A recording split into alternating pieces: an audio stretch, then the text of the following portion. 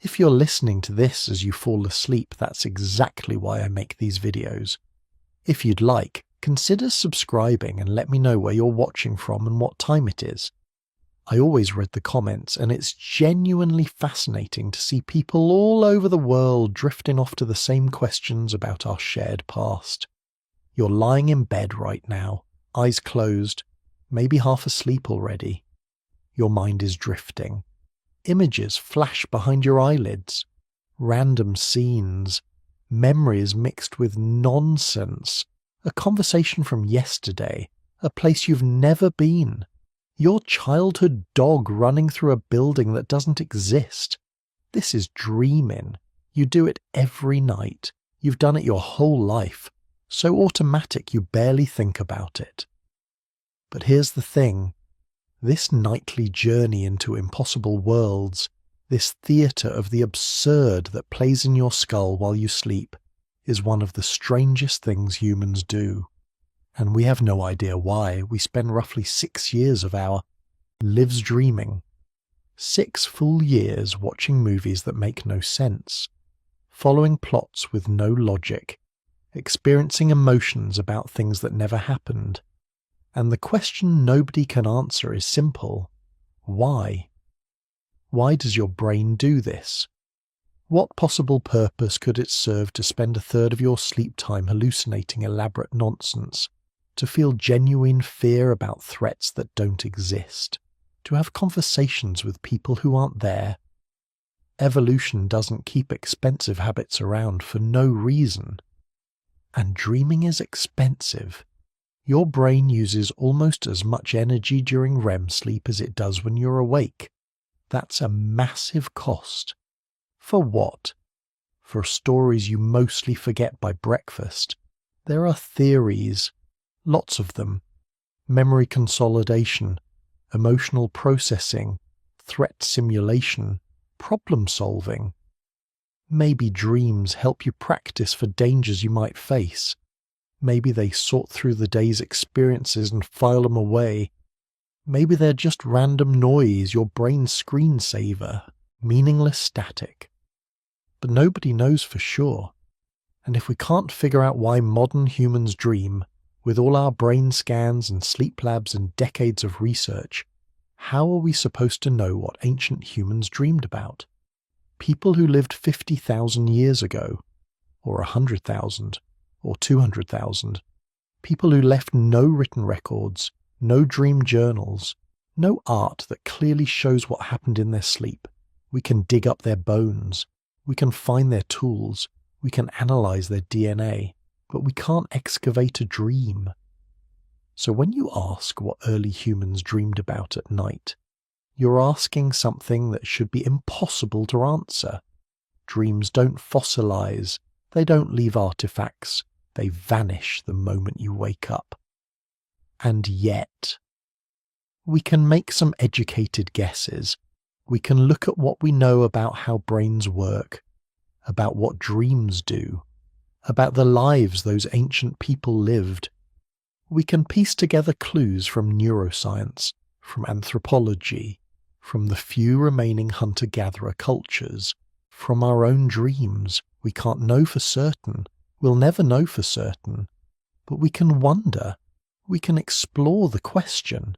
We can follow the evidence as far as it goes, and then let our imaginations fill in the rest. Because the question matters. What early humans dreamed about tells us something about what it means to be human, about when we became fully us, about the inner lives of people who lived impossibly long ago. So let's try to answer the impossible question. Let's venture into the sleep of our ancestors. Let's see if we can glimpse what played behind their closed eyes when the fires burned low and the night sounds filled the darkness. Here's what we know for certain. Early humans dreamed. Not probably. Not maybe. They did. We can say this with confidence because dreaming isn't something humans invented. It's something we inherited. Something much older than our species. Every mammal dreams. Your dog dreams. Watch him sleep sometime. His paws twitch, his eyes move. Under closed lids. little whimpers and growls. He's chasing something in his sleep, or running from something, having experiences that aren't happening. Cats dream, rats dream, elephants dream, even platypuses dream, which is wild because they're about as weird as mammals get. The point is this: dreaming showed up early in mammal evolution, probably around 140 million years ago, long before humans existed, long before primates existed, long before anything that looked remotely like us walked the earth. So when the first humans appeared, whenever that was, they came pre-installed with the ability to dream. It was already in the hardware, built into the mammalian brain like breathing or hunger. But here's where it gets interesting. Human dreaming is different. Not completely different. The basic mechanics are the same.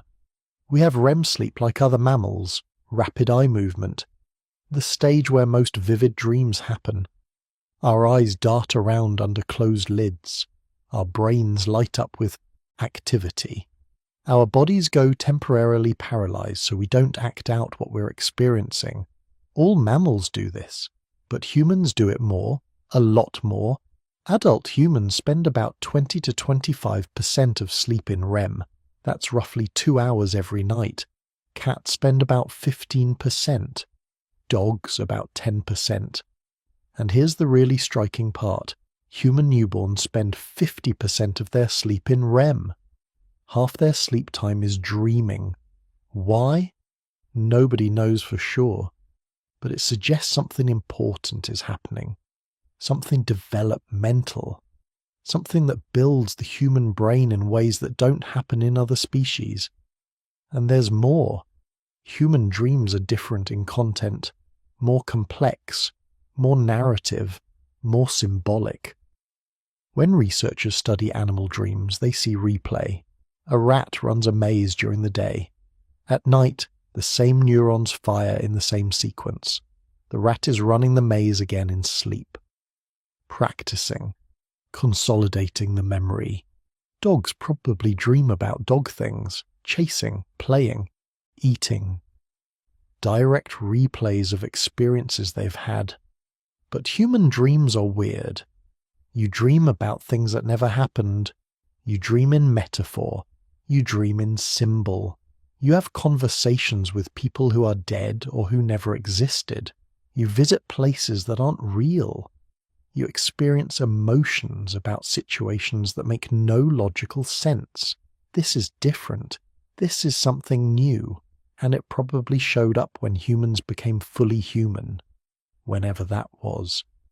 Which brings us to the hard question. When did human dreaming become human dreaming? When did dreams stop being simple replays and start being the bizarre symbolic narratives we experience now? We don't know exactly. But we can make some guesses based on brain anatomy. The parts of the brain most active during dreaming are the limbic system and the visual cortex. Emotions and images. These are ancient structures.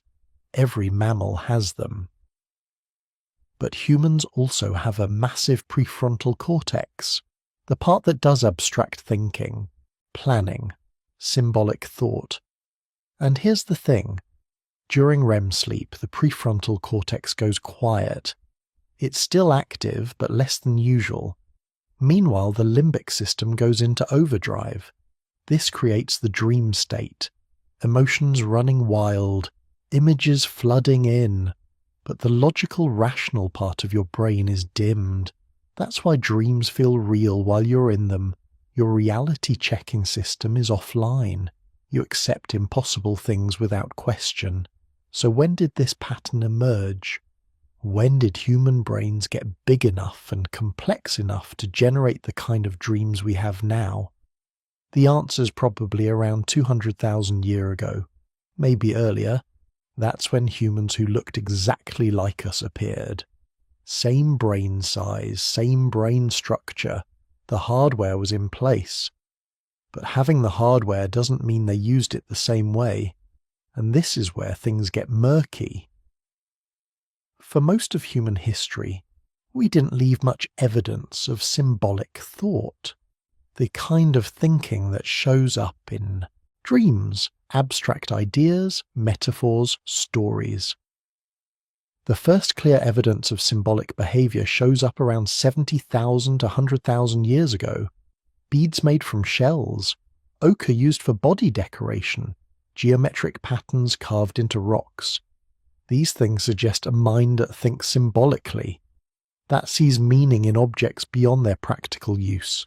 Before that, hard to say. The brains were there, the capacity was there, but we don't see much evidence of it being used. Some researchers think this means early humans didn't think symbolically, didn't have culture, didn't have language as we know it, and if that's true, maybe their dreams were simpler too, more like animal dreams, direct replays of the day's experiences. Others think the capacity was always there. We just don't see evidence of it because symbolic behavior doesn't always leave artifacts. Songs don't fossilize, stories don't survive, body paint washes away. Maybe early humans were fully symbolic thinkers from the start. Maybe they told stories and sang songs and painted their bodies and dreamed complex dreams. We just can't see it in the archaeological record. The truth is probably somewhere in between. The capacity for symbolic dreaming showed up gradually. As human culture developed, dreams became more complex, more abstract, more strange. But even if early human dreams were simpler than ours, they were still dreams, still experiences that happened in sleep, still images and emotions and sensations that felt real while they lasted. And we can say something else with confidence. Early humans remembered their dreams, paid attention to them, thought about them when they woke up. How do we know this? Because every human culture we've ever studied treats dreams as meaningful. Every single one. From the most isolated hunter-gatherer tribes to the most complex civilizations. Everywhere humans exist, dreams matter. The Aborigines of Australia believe dreams are how you access the dream time, the eternal realm where ancestors and spirits exist. Dreams aren't just random images, they're visits to another reality. Many Native American cultures see dreams as messages, guidance from spirits, visions that show the future or reveal hidden truths. Young people go on vision quests specifically to have meaningful dreams. Ancient Egyptians built temples for dream incubation, special places where you'd sleep hoping for a dream from the gods. They wrote down their dreams, interpreted them, used them to make decisions. The ancient Greeks did the same thing. Temples of Asclepius where sick people would sleep and hope for healing dreams. Dreams were taken seriously, recorded, analysed. This pattern is universal, which suggests it's ancient, probably as old as human culture itself. Early humans almost certainly talked about their dreams, shared them with each other, tried to understand them, gave them meaning. Because here's the thing about dreams, they demand interpretation, they feel significant even when they make no sense. You wake up from a vivid dream and you can't shake the feeling that it meant something, that it was trying to tell you something. This is probably hardwired. The same way we're hardwired to see patterns, to find meaning, to create stories. Early humans had this same drive. They woke from dreams and felt that pull, that need to understand. And because they didn't have scientific explanations for dreams, they created spiritual ones. Dreams became messages from ancestors, warnings from spirits, visits to other realms, prophecies of things to come, and maybe they were right in a way, not literally. Dreams probably aren't messages from spirits, but they are messages from your unconscious mind, from parts of yourself you can't access while awake. They reveal fears and desires and memories you didn't know you had. Early humans understood this intuitively. They knew dreams showed you things you couldn't see otherwise, truths about yourself and your world that stayed hidden during the day. So they paid attention, they shared their dreams, they used them to make decisions, to understand their place in the world, to connect with something larger than themselves. This is what we can say for certain. Early humans dreamed. They remembered those dreams. They talked about them. They gave them meaning. The specific content of those dreams, that's harder to pin down. But we're not completely in the dark. We have clues, evidence from neuroscience and anthropology, and the study of modern hunter-gatherers. We can piece together a picture. Not perfect, not complete, but something. A glimpse into the inner lives of people who lived impossibly long ago. And that's where we're headed next. Into the actual content of those ancient dreams. What images flickered behind closed eyes when the first humans slept? What stories played out in their minds? What emotions did they feel about things that weren't real?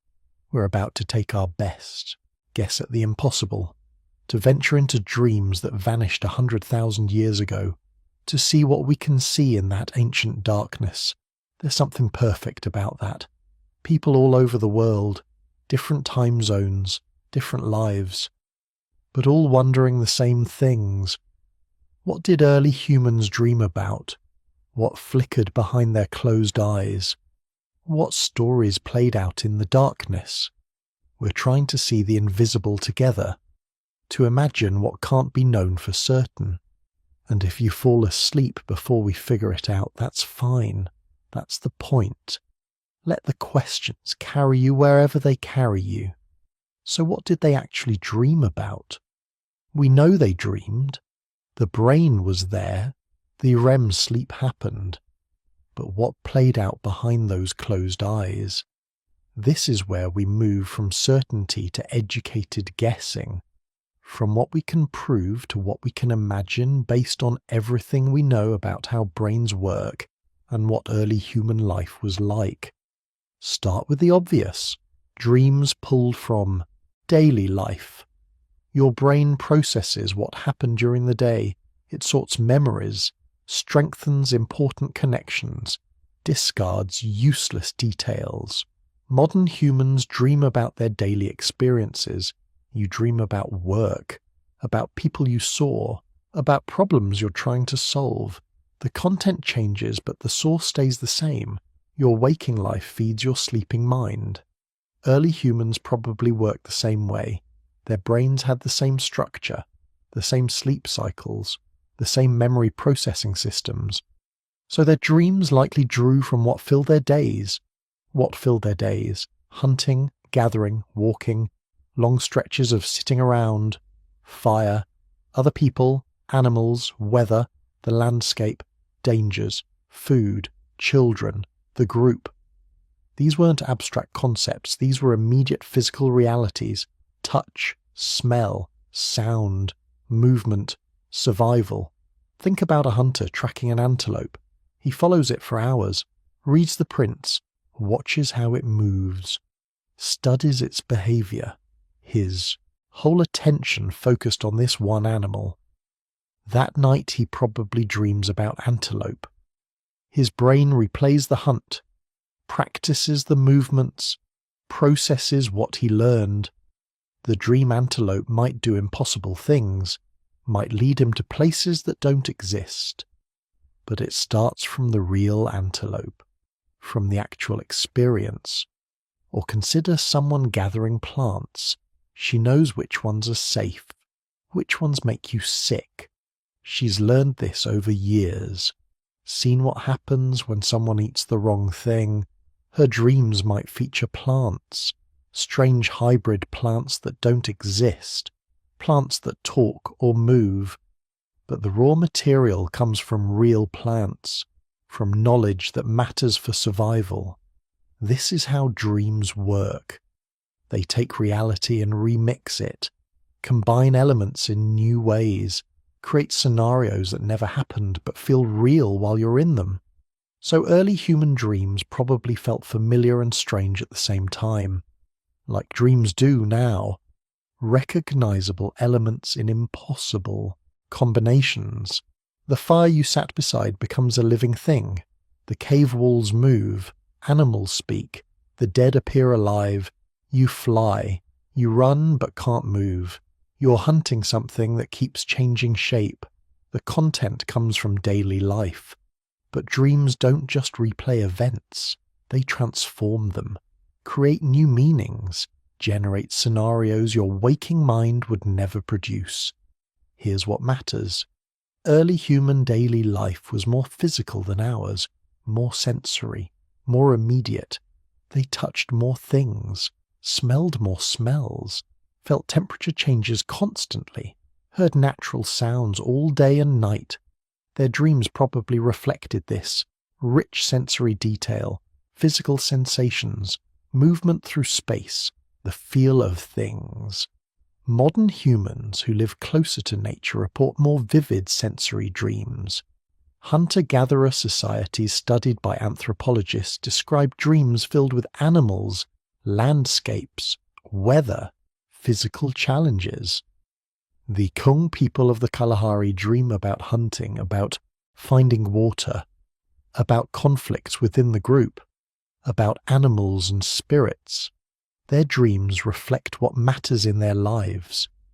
Early humans probably had similar patterns.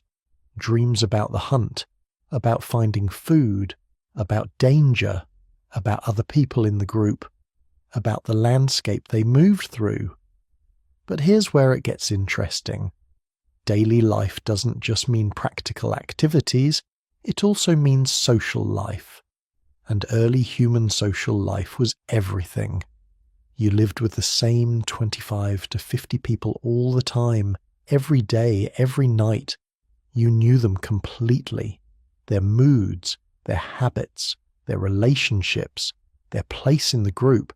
This mattered more than anything else. Your survival depended on the group, on cooperation, on reading social signals, on maintaining relationships, on knowing who to trust. So dreams probably featured people, lots of people, social scenarios, conflicts, alliances, fears about rejection, desires for connection. Modern dreams are full of people, social, anxiety dreams, dreams about arguments, dreams about attraction, dreams where you're trying to communicate but can't, dreams about being excluded or accepted. These dreams process social information, help you understand relationships, work through conflicts, predict how others might behave. Early humans needed this even more. Social intelligence was survival. Reading people correctly meant staying alive. Missing social cues could get you excluded from the group, and exclusion meant death. Their dreams probably helped process social information, replayed into actions, explored possibilities, generated scenarios. What if this person is angry? What if that alliance breaks? What if I'm pushed out? Dreams let you practice social situations without real consequences. Your brain runs simulations, tests responses, builds models of other people's minds. This happens now. It probably happened then. Maybe even more intensely because social stakes were higher. Everything depended on the group, so picture an early human dreaming. The dream includes people from the group. Maybe they're doing something that happened during the day, but transformed, exaggerated, combined with other memories. Someone who shared food becomes a hero. Someone who refused becomes a monster. The dream plays out fears and hopes about social position, about belonging, about being valued or rejected. These aren't abstract psychological concepts. They're immediate survival concerns translated into dream imagery. Children appear in dreams too. Early humans had children, cared for them intensely, worried about them constantly. Infant mortality was high. Danger was everywhere. Keeping children alive required constant vigilance. Dreams probably reflected this. Anxiety dreams about children in danger. Relief dreams about children thriving. The mind processing the enormous emotional weight of parenthood in an unforgiving world. And what about the landscape? Early humans moved through territory. They knew intimately every water source, every shelter, every dangerous spot, every good hunting ground. This knowledge was survival. Getting lost meant death. Forgetting where water was meant death. Not knowing the terrain meant walking into danger. Dreams might have helped encode this information. Your brain mapping the landscape, replaying journeys, strengthening memories of important places, creating mental maps you could access when needed. Modern people who navigate complex environments report dreaming about routes and locations. Taxi drivers dream about streets. Pilots dream about flying. Your brain practices what matters.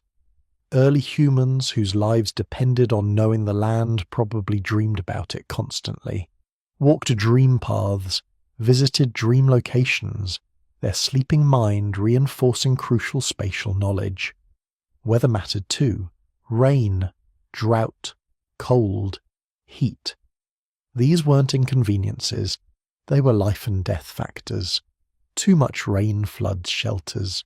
Too little rain means no water. Cold kills. Heat exhausts.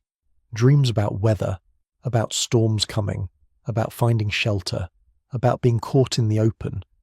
The brain processing environmental threats, preparing responses, building scenarios. Animals fill the dreamscape too. Not just prey animals, predators, dangerous animals, lions, hyenas, snakes, things that could kill you. Your brain needed to stay alert to these dangers. Dreams about being chased, about hiding, about fighting, about escaping. These dreams served a purpose. They kept threat responses sharp. Practice survival reactions. Even now, humans commonly dream about being chased, about danger, about threats. These might be echoes of much older patterns, when the threats were real animals, when the chase dreams prepared you for actual predators. But dreams aren't just about fear and survival. They're also about desire, about pleasure, about things you want. Early humans wanted food, wanted comfort, wanted sex, wanted status, wanted connection. The same basic drives that motivate people now. Dreams about abundance, about finding incredible food sources, about warmth and safety, about attractive partners, about being respected and valued, the mind exploring desires, satisfying needs that waking life couldn't always meet. These dreams might have been the best part of the day, a few hours where you could experience things that weren't possible in real life, where scarcity became abundance, where danger became safety, where you could be whoever you wanted to be. Dreams as wish fulfillment, as escape, as relief from the hardness of daily existence. This isn't a modern luxury, it's probably ancient, a gift the brain gives itself, a way to balance the difficulty of waking life with the freedom of sleeping imagination. So when you add it all up, early human dreams probably looked something like this. Sensory-rich experiences drawn from daily life. Hunting scenes, gathering activities, social dramas, landscape, journeys, weather events, animal encounters, children, danger, desire, fear, hope, all mixed together in the strange logic of dreams, where things transform, where impossible things happen, where the dead return, where you can fly or speak to animals or find yourself in places that don't exist. The content came from their world. But dreams made it strange, made it symbolic, made it meaningful in ways that waking life couldn't be. And maybe that's the point. Dreams took the raw material of survival and transformed it into something else. Something that felt important, that carried weight, that meant more than just getting through another day. They dreamed about their lives, about what mattered, about what scared them and what they wanted, just like we do, just like humans have always done. The details change, the technology changes, the daily activities change, but the basic pattern stays the same. Dreams pull from life, transform it, create meaning from it, give us a few hours, where reality becomes fluid, where we can experience things that waking life denies us. That's what filled their dreams, their world, their lives, their hopes and fears, all mixed together in the darkness behind closed eyes, all processed and transformed by the same dreaming brain that still does this work now, every night, for everyone, everywhere. But what about the dreams that don't fit this pattern? The ones that aren't about daily life, the ones that feel different, strange, important in ways you can't explain. Early humans probably had these too, dreams that stood out, dreams that felt like they came from somewhere else, dreams that carried weight beyond normal sleep imagery. We call these big dreams, significant dreams, the ones you remember years later, the ones that change how you see things. Every culture reports them. Dreams that feel prophetic, dreams that solve problems, dreams that bring messages, dreams that connect you to something larger than yourself. Modern, hunter-gatherer societies treat certain dreams as special. Not all dreams matter equally. Some are just your brain processing the day, but others carry meaning, guidance, truth. The Iroquois held dream councils, shared important dreams with the group, interpreted them together, made decisions based on what dreams revealed. Australian Aboriginal peoples have the dream time, a concept where dreams connect to ancestral knowledge, to the creation of the world, to deep truths about reality. The Achuar people of Ecuador wake before dawn to share dreams. Every morning, the whole family. Dreams guide their decisions, tell them where to hunt, warn them of danger, reveal social tensions. These aren't primitive superstitions. These are sophisticated systems for extracting meaning from dream experiences, for using dreams as tools, as sources of knowledge that waking consciousness can't access. Early humans probably did something similar, not the exact same practices, but the same basic approach. Some dreams mattered more than others. Some dreams deserved attention, interpretation, action. Think about what this means. You're living 40,000 years ago. Most dreams are normal. You dream about hunting, about people you know, about daily activities, your brain doing its usual processing work. But then one night you have a different dream. It feels different, more vivid, more real. It stays with you when you wake up. You can't shake it. Maybe you dream about a place you've never been. But in the dream you know exactly where it is. You see landmarks, water, good hunting. When you wake up, the memory is crystal clear. Do you ignore this? Or do you pay attention? Do you mention it to others? Do you actually go looking for this place? If you go and find it, the dream was true. It showed you something real, something your waking mind didn't know. How do you explain that? You can't, not with the knowledge available to you. So you conclude the dream came from outside, yourself, from spirits, from ancestors, from the land itself, from something that knows more than you do, This isn't irrational. It's a reasonable interpretation based on the evidence. The dream showed you something true. Therefore, the dream had a source beyond your own mind. Modern neuroscience offers different explanations. Your brain stores information you don't consciously remember, processes patterns you don't consciously notice, makes connections below awareness. The dream about the unknown place might pull from fragmentary memories, things you saw but didn't focus on, clues your unconscious mind assembled. The dream presents this information as a coherent vision. You find the place because your brain already knew about it, just not consciously. But early humans didn't have this explanation. They had the experience, the mystery, the need to make sense of it. So they developed frameworks, ways to understand these powerful dreams, ways to use them, ways to separate meaningful dreams from random noise. Different cultures developed different systems, but common patterns emerge. Certain types of dreams matter more. Dreams about animals often carry significance. Dreams about the dead. Dreams about unknown places. Dreams that repeat. Dreams that multiple people share. Dreams before important events. Dreams during illness. Dreams at transitions.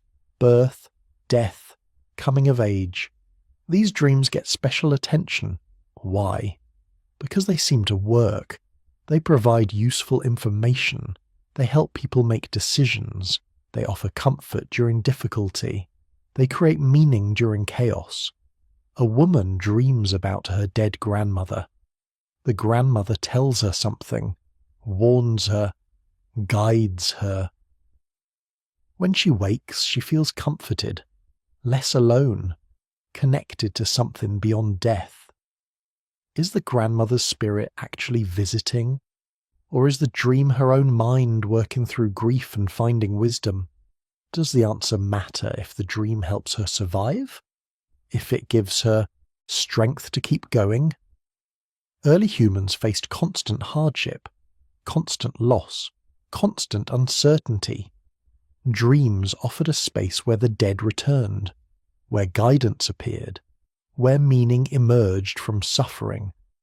This wasn't escapism. It was a survival tool. Dreams helped people process trauma, find hope, maintain social bonds even after death, keep the wisdom of elders alive. A hunter dreams about an animal.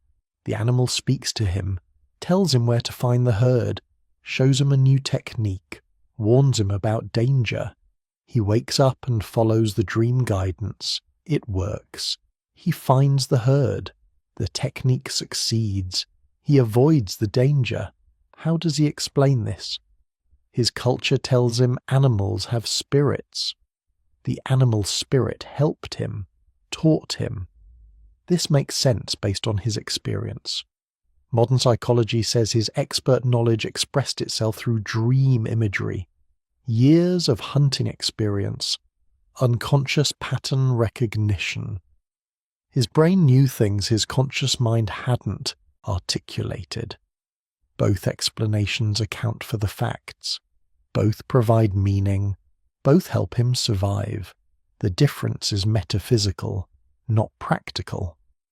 Early humans chose the spiritual explanation because it fit their worldview, because it created connection, because it made them part of something larger, because it worked. Dreams about danger probably saved lives. Your brain processes threats constantly, notices things you don't consciously see, picks up on subtle warnings. A dream about a predator near camp. You wake up alert, extra cautious. You check the area carefully. You find tracks. The predator was there. The dream was right. Did your unconscious mind hear something during the night? Smell something? Process information while you slept? Probably, but you don't know that. You just know the dream warned you, and you survived because you listened. This reinforces trust in significant dreams. makes you pay attention, creates a feedback loop. Dreams that prove useful get remembered, get valued, get acted on. Dreams that don't help get forgotten, dismissed as ordinary sleep noise. Over time, cultures develop sophisticated dream interpretation systems, ways to read symbols, understand meanings, extract guidance. These systems aren't random. They're based on generations of experience, of noticing which dreams correlate with which outcomes, of pattern recognition across many dreamers. A dream about water might mean abundance, because water means life, means food, means survival. A dream about fire might mean transformation, because fire transforms everything it touches, changes raw to cooked, cold to warm, dark to light. A dream about certain animals might mean specific things, based on the animal's nature, its behavior, its role in the ecosystem. These symbolic systems emerge from lived experience, from deep knowledge of the natural world, from paying attention to correlations between dreams and reality. They're not perfect. Dreams don't predict the future with certainty, but they provide enough useful information often enough to be valuable, and they do something else. Something maybe more important. They create shared meaning, shared language, shared understanding. When you tell your dream to the group, you're not just sharing random brain activity, you're sharing something that might matter, that might guide decisions, that might reveal truth. Others listen, interpret, add their own understanding. The dream becomes a collective resource, not just your private experience. This builds social cohesion, creates conversation, allows people to discuss fears and hopes indirectly, to explore possibilities without commitment. Someone dreams about conflict in the group, shares the dream. Others discuss what it might mean. This lets everyone address tensions without direct confrontation. The dream creates space for difficult conversations. Someone dreams about a new hunting ground. The group considers it, debates whether to explore. The dream becomes a proposal, a suggestion, a way to introduce new ideas. Dreams served social functions, not just individual psychological ones. They were tools for group decision-making, for processing collective anxiety, for maintaining relationships, and they connected people across time. Dreams about ancestors kept the dead present, kept their wisdom accessible, allowed the past to guide the present. This mattered enormously. Early humans lived in oral cultures. Knowledge wasn't written down, it was remembered, passed along, kept alive through story and practice. Dreams about elders who had died let their knowledge continue. The grandmother who knew which plants were medicine. The grandfather who knew where water could be found during drought. The hunter who understood animal behavior. When they died, their knowledge didn't have to die with them. It could return in dreams, could guide the living, could be remembered and honored. This created continuity, made death less final, kept the group's accumulated wisdom alive across generations. Modern people still dream about dead loved ones, still find comfort in these dreams, still feel guided by them. This isn't new, it's ancient, maybe as old as human consciousness itself. The content of early human significant dreams probably reflected their concerns, their environment, their spiritual understanding. Dreams about animals with human qualities, animals that spoke, that taught, that guided. Because animals were teachers, were neighbours, were part of the community of life. Dreams about the landscape, about sacred places, about where the group came from and where it was going. Because place mattered, territory was identity. The land was alive with meaning, dreams about transformation, about becoming something else, about travelling to other realms, because their worldview allowed for this, expected it, valued it. Shamanic cultures worldwide report dreams of flying, of travelling to the spirit world, of transforming into animals, of journeying to the land of the dead and returning. These dreams feel real, more real than ordinary dreams. They change people, give them power, knowledge, authority. Early humans probably had similar experiences, dreams that felt like journeys, like transformations, like contact with other forms of consciousness. Whether you interpret these as literal spiritual experiences or as profound psychological states doesn't change their impact. They were real to the people who had them. They shaped behavior, influenced culture, created meaning. And here's what's fascinating. These significant dreams still happen. Modern people still have dreams that feel prophetic, that solve problems, that bring guidance, that change everything. You dream about someone you haven't thought about in years. The next day they contact you. Coincidence? Pattern recognition? Precognition? The mystery remains. You dream the solution to a problem you've been struggling with. You wake up and it works. Your unconscious mind solved it while you slept, but it feels like the answer came from somewhere else. You dream about a place you've never been. Later you go there and recognize it. Déjà vu. False memory. Actual precognition. Nobody knows for certain. These experiences connect us to early humans. We have the same brains, the same sleep cycles, the same capacity for dreams that transcend ordinary processing. The difference is interpretation.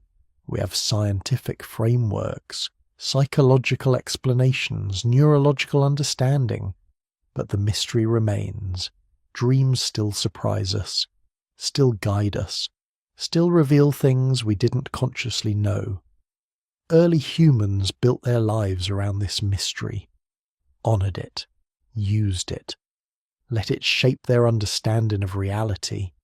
They didn't separate dreams from waking life as sharply as we do. Dreams were another kind of experience, another way of knowing, another source of truth. This made their world larger, more mysterious, more full of possibility and meaning. When they closed their eyes at night, they weren't just shutting down, they were opening up to guidance, to connection, to knowledge that only comes in darkness, to dreams that mattered, dreams that changed things, dreams that made them more than just animals trying to survive, dreams that made them human. Speaking of impossible things, let's talk about nightmares. Early humans had them, no question about it. The same brain that creates dreams creates nightmares. The same sleep cycles that bring pleasant imagery bring terrifying ones. But what did they fear? What chased them through their sleep? Modern nightmares reflect modern anxieties. You dream about missing a test, showing up to work naked, your teeth falling out, falling from high places, being chased by something you can't see. These tap into contemporary fears, social embarrassment, loss of control, physical vulnerability, the feeling that something's wrong but you can't fix it. Early human nightmares probably look different. Same underlying mechanisms, different content. They feared real predators, lions, hyenas, leopards. These weren't abstract threats. They were daily dangers, things that actually killed people, so they probably dreamed about them, vividly, terrifyingly. Imagine dreaming about a lion, but not a normal lion, a dream lion, bigger than reality, faster, more intelligent. It knows where you're hiding. It can find you anywhere. You run, but your legs won't work properly. You try to scream, but no sound comes. This is your brain processing real danger, real fear.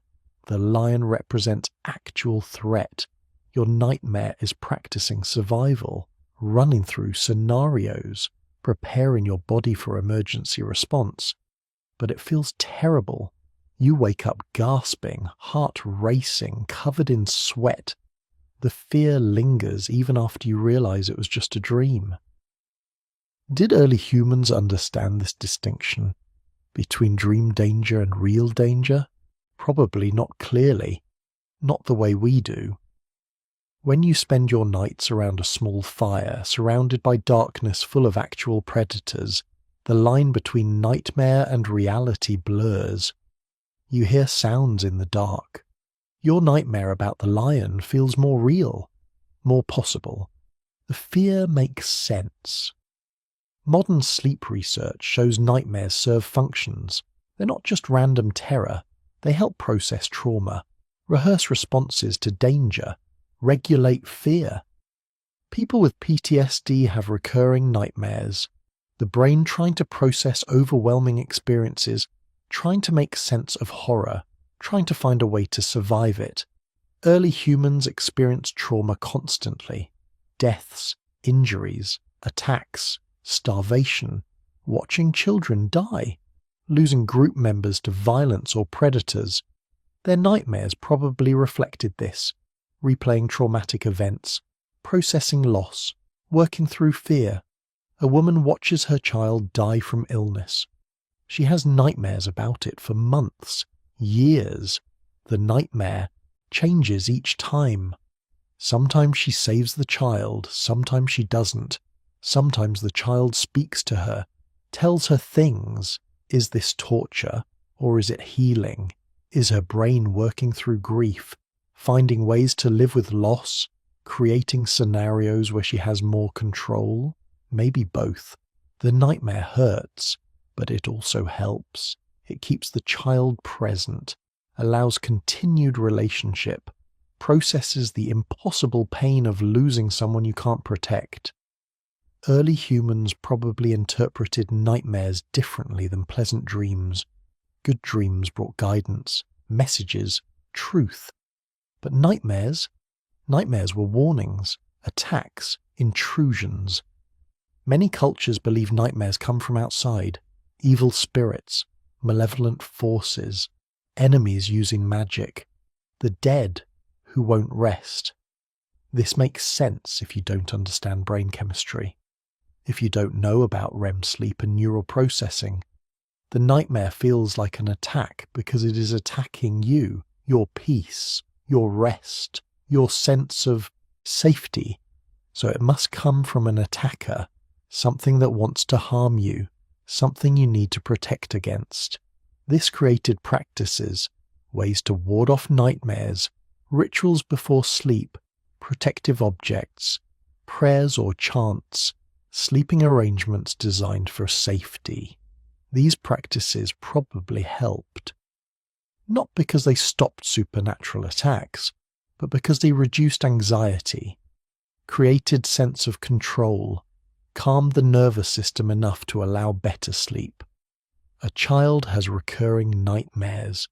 The shaman gives the family a protective charm. They hang it where the child sleeps. The nightmares decrease. Why? Maybe the charm works spiritually. Maybe the child feels safer. Maybe the parent's reduced anxiety helps the child relax. Maybe the ritual itself creates psychological shift. The mechanism doesn't matter if the outcome is better sleep. Early humans also probably had nightmares about social threats. Not just physical danger. Humans are social animals. Social exclusion meant social death. Being cast out from the group, rejected, alone.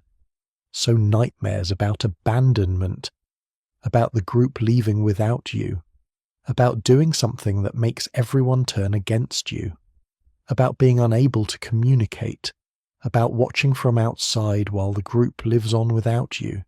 These nightmares tap into deep fears, fears that still haunt us. We still dream about being left out, about social failure, about isolation. The content shifts, but the core fear remains. We need connection. We need belonging.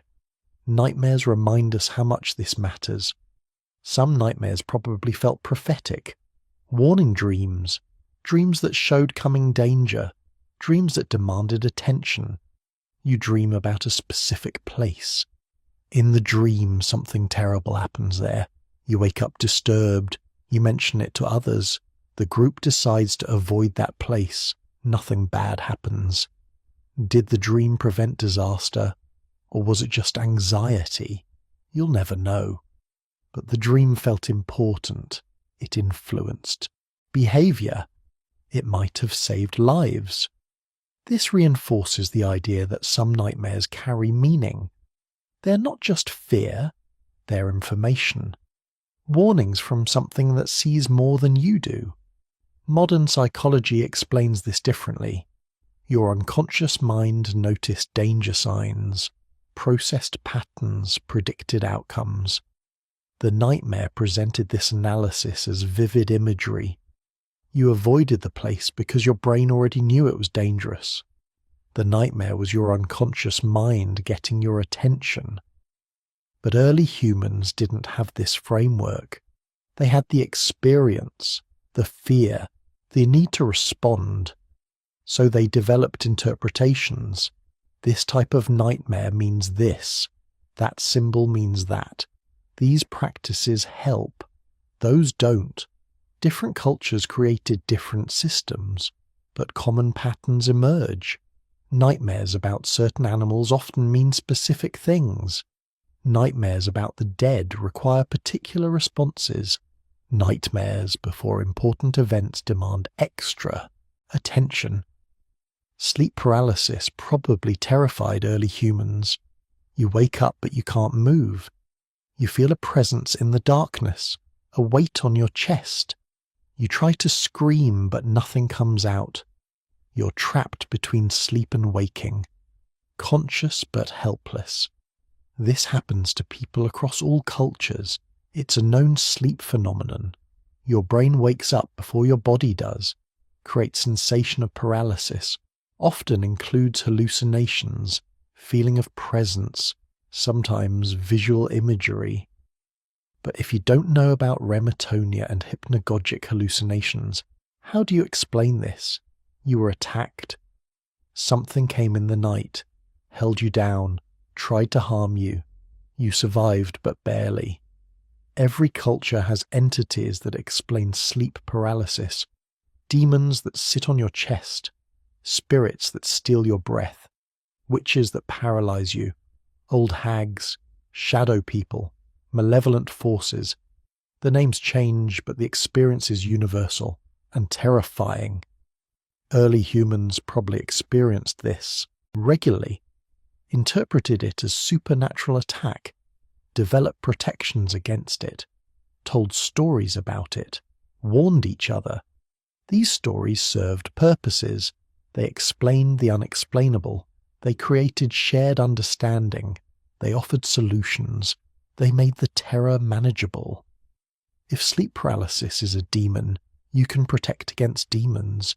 You can perform rituals, use charms, sleep in certain positions, say certain words. You have some control. If it's just random brain malfunction, you're helpless. You just have to endure it. Hope it doesn't happen again. The demon explanation empowers you, gives you agency, even if it's not literally true. Recurring nightmares probably troubled early humans like they trouble us. The same terrible dream over and over. You can't escape it. It follows you into sleep, disrupts rest, creates anxiety about sleeping. Modern therapy treats recurring nightmares. You rehearse different endings while awake. Imagine changing the dream, taking control, fighting back, escaping, transforming the threat. This often works. The nightmare shifts, loses power, eventually stops. Early humans probably discovered similar techniques. If you have the same nightmare repeatedly, you talk about it, share it, let others help interpret it, perform rituals to change it, imagine different outcomes. The group helps process the nightmare, makes it less personal, less overwhelming, shares the burden. Someone dreams about drowning. Over and over, the group discusses it. Maybe it means something about emotions, about being overwhelmed, about needing help. They perform a ritual. The dreamer feels supported.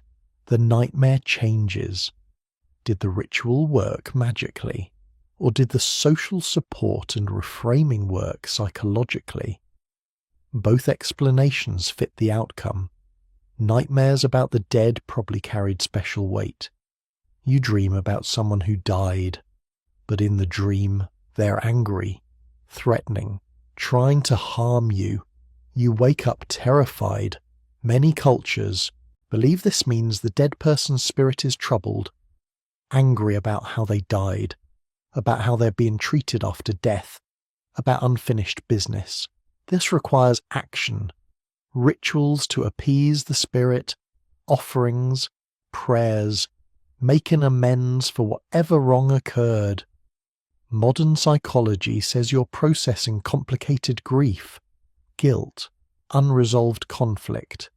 The nightmare reflects your emotional state, your relationship with the deceased, your need to make peace with their death. Both interpretations lead to similar actions. You address the issue, you perform rituals, or you process emotions. You find ways to make peace. The nightmare eventually stops.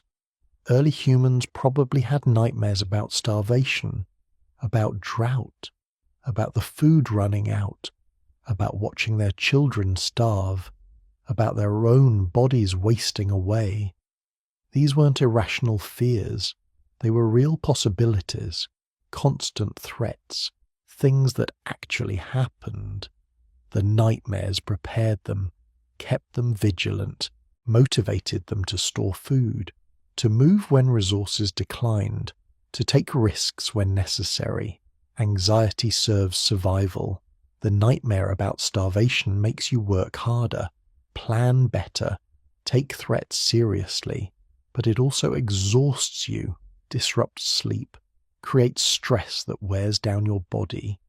Early humans needed ways to manage this anxiety, to process these fears without being paralyzed by them. Dreams and nightmares both served this function. The pleasant dream about abundance gave hope. The nightmare about starvation gave motivation. Together they created balance, enough fear to stay alert, enough hope to keep trying. Nightmares about violence probably haunted early humans. Dreams about being attacked, about watching loved ones killed, about being unable to protect your group, about your own death. These reflected real dangers. Humans fought each other, raided each other, killed each other over resources and territory and revenge. The nightmares processed this violence, rehearsed responses, worked through trauma, prepared for future threats. But they also created cycles. Violence creates trauma. Trauma creates nightmares. Nightmares reinforce fear and anger. Fear and anger create more violence. Breaking this cycle required cultural tools, ways to process violence without perpetuating it, rituals for cleansing after killing, ways to honor the dead on both sides, practices that acknowledge trauma while building peace. Dreams and nightmares played roles in these processes. The nightmare about killing someone might lead to ritual purification. The dream about peace might inspire reconciliation. Early humans understood something we're rediscovering. Nightmares aren't just problems to eliminate, they're information to process. They reveal what threatens us, what we fear losing, what we need to protect. Trying to stop nightmares completely might not be helpful. They serve functions. They keep us alert to danger. They process difficult experiences. They rehearse survival responses. The goal isn't to never have nightmares, it's to have them in ways that help rather than harm. To process them, learn from them, let them inform behavior without being controlled by them. Early humans probably achieved this balance better than we do. They lived with real danger. Their nightmares reflected real threats. The fear made sense, had purpose, drove useful behavior. Modern nightmares often feel disconnected from real danger. We fear things that won't actually kill us. Social embarrassment, minor failures, imagined catastrophes. But the fear feels just as real, just as overwhelming.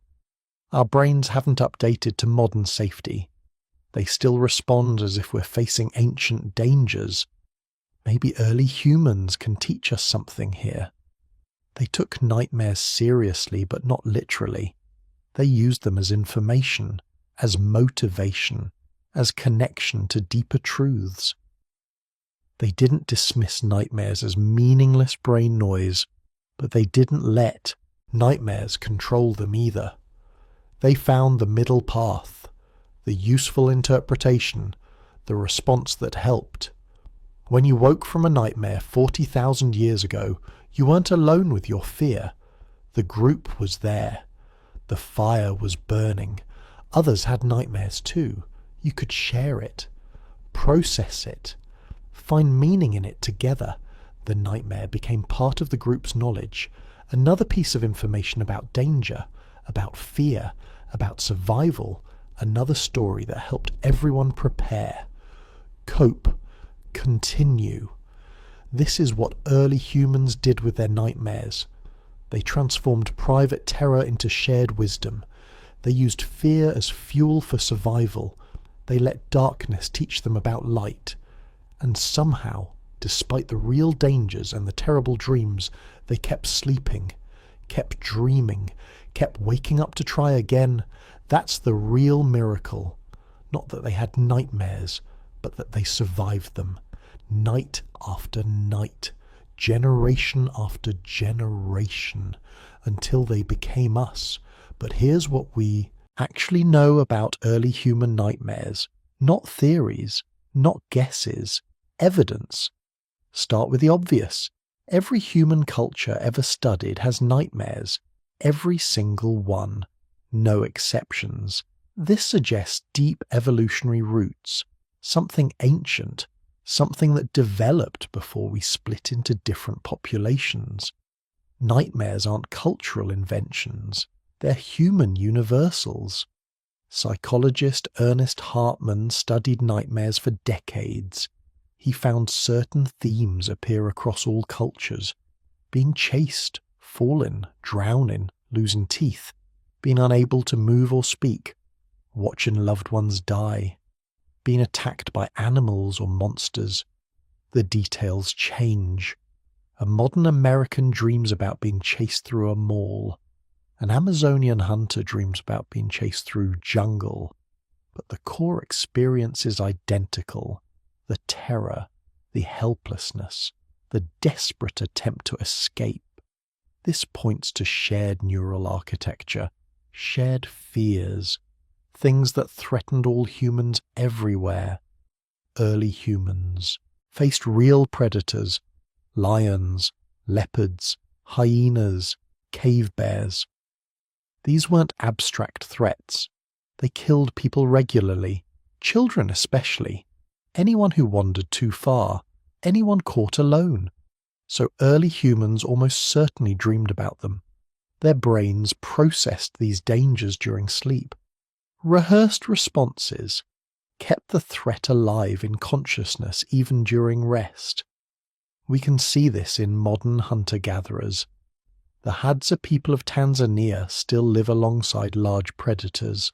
Anthropologist Frank Marlowe documented their sleep patterns and dreams. They dream about lions frequently, about being stalked, attacked, chased.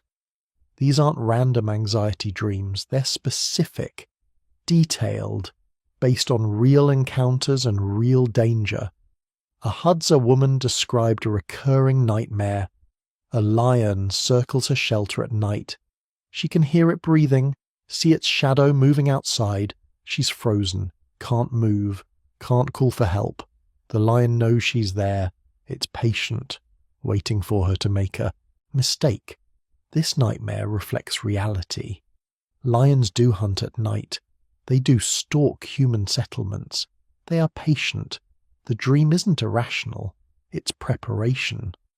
Early humans probably had similar nightmares, same predators, same dangers, same evolutionary pressure to stay alert even while sleeping. Now look at sleep paralysis. This happens when your brain wakes up but your body doesn't. You're conscious but can't move. Often includes hallucinations, feeling of presence, sometimes visual imagery, weight on your chest, difficulty breathing. This occurs in about 8% of people regularly. Much higher percentages experience it occasionally. It's a known sleep phenomenon. Your muscles are paralyzed during REM sleep to prevent you from acting out dreams. Sometimes you wake up before this paralysis releases, but if you don't know about REM atonia, how do you explain this? Every culture has entities that explain sleep paralysis. Medieval Europe had the incubus and succubus, demons that sat on your chest at night.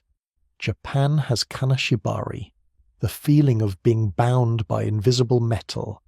Newfoundland has the old hag, an evil spirit that holds you down. The Hmong people call it Dab Tsog, the crushing demon. During the 1980s, dozens of young Hmong men died in their sleep after experiencing this.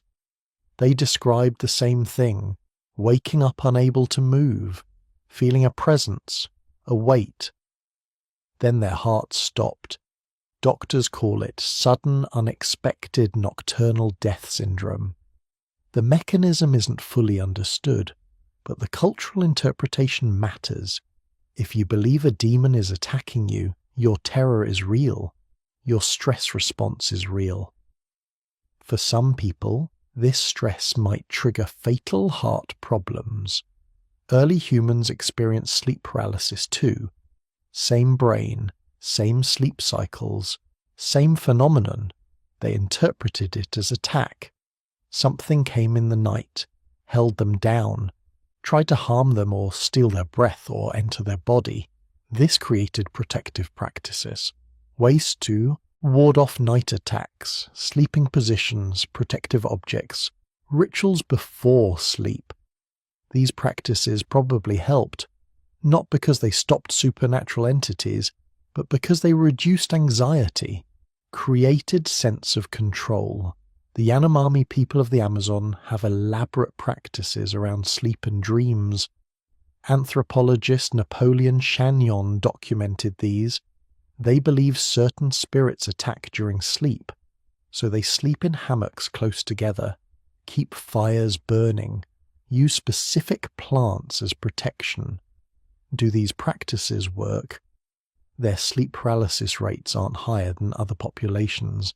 They don't report more night terrors, so something about their cultural response helps manage the experience.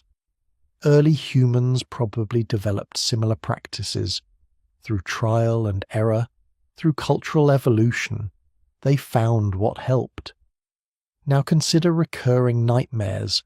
Modern sleep research shows these often relate to trauma. People with PTSD have the same nightmares repeatedly. The brain, trying to process overwhelming experiences, trying to find resolution, trying to survive what already happened. Early humans experienced trauma constantly. Deaths, injuries, violence, starvation, watching children die, losing group members to predators or attacks. Their nightmares probably reflected this. A woman loses her child to illness. She dreams about it for months. The nightmare changes slightly each time. Sometimes she saves the child. Sometimes she doesn't. Sometimes the child speaks to her. Is this torture or healing? Modern therapy suggests it's processing, the brain working through impossible grief, finding ways to live with loss, creating scenarios where she has some control. Psychologist Rosalind Cartwright studied bereaved people's dreams. She found those who dreamed about their loss recovered better. The dreams were painful, but they served a function. They processed emotion, integrated the loss, helped people adapt. Early humans probably understood this intuitively. The nightmare hurts, but it also helps. It keeps the deceased present, allows continued relationship. Processes grief in ways waking consciousness can't. Different cultures developed different responses to nightmares, but common patterns emerge. Talking about nightmares helps. Sharing them with the group, letting others help interpret.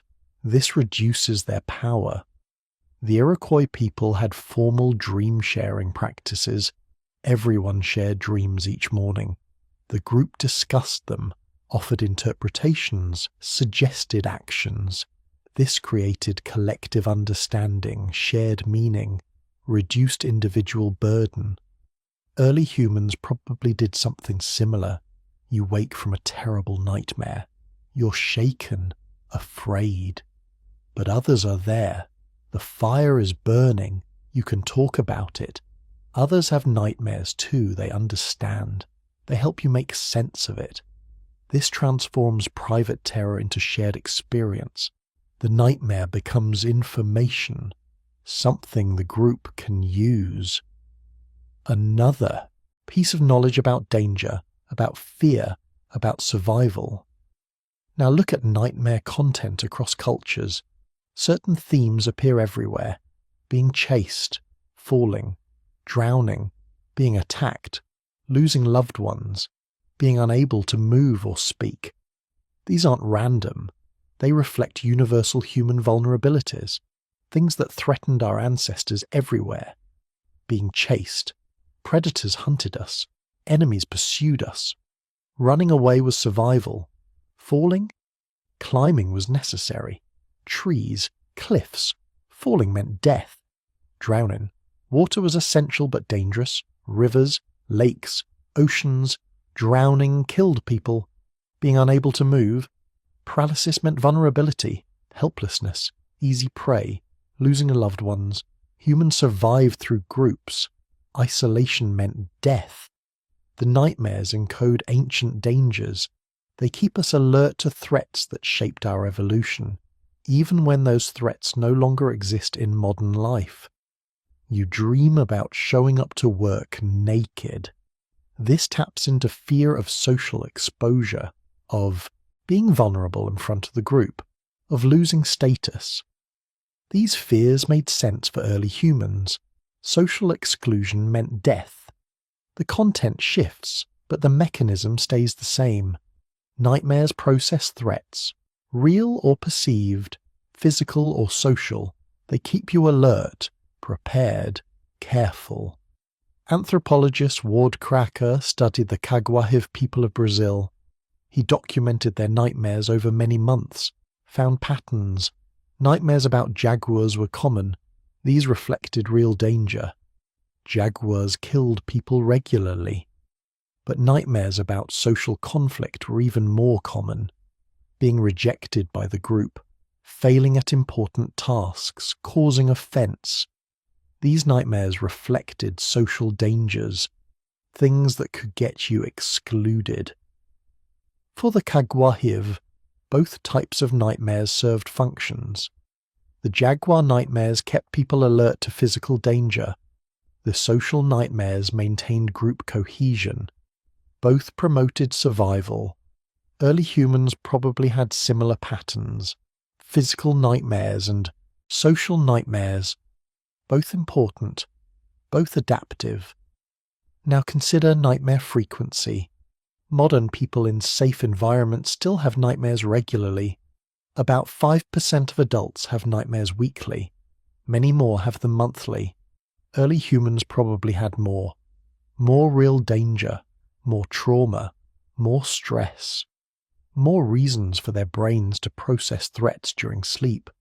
But they also had better cultural tools for managing nightmares, shared interpretation, collective response, rituals that helped, community support.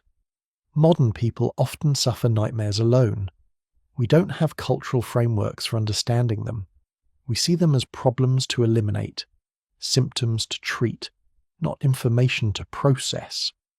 Early humans saw nightmares differently, as messages, as warnings, as connections to deeper reality. This interpretation probably helped, not because it was literally true, but because it gave nightmares meaning, purpose, value.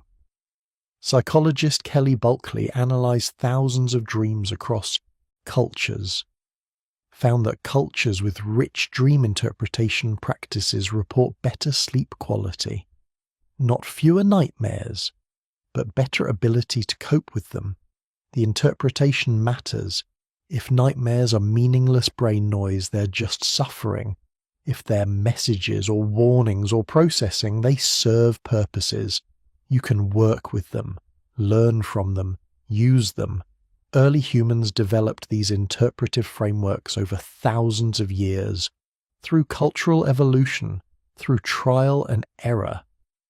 They found what helped people sleep despite real dangers, despite trauma, despite loss. Look at how nightmares change with age. Children have more nightmares than adults. Their brains are developing, processing more new information, learning about dangers. Early human children probably had frequent nightmares about predators, about darkness, about separation from parents, about hunger. These nightmares taught them, kept them alert, helped them learn what to fear.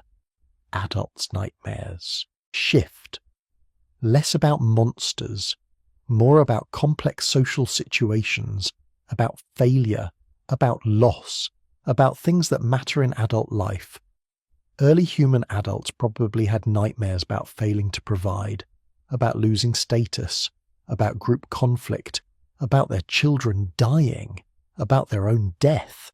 These reflected adult responsibilities, adult fears. The nightmares changed but never stopped, because danger never stopped. Threats evolved, responsibilities shifted, but vigilance remained necessary. Now consider how nightmares spread. One person has a nightmare, describes it. Others hear it. That night they dream about similar things. This happens in modern settings.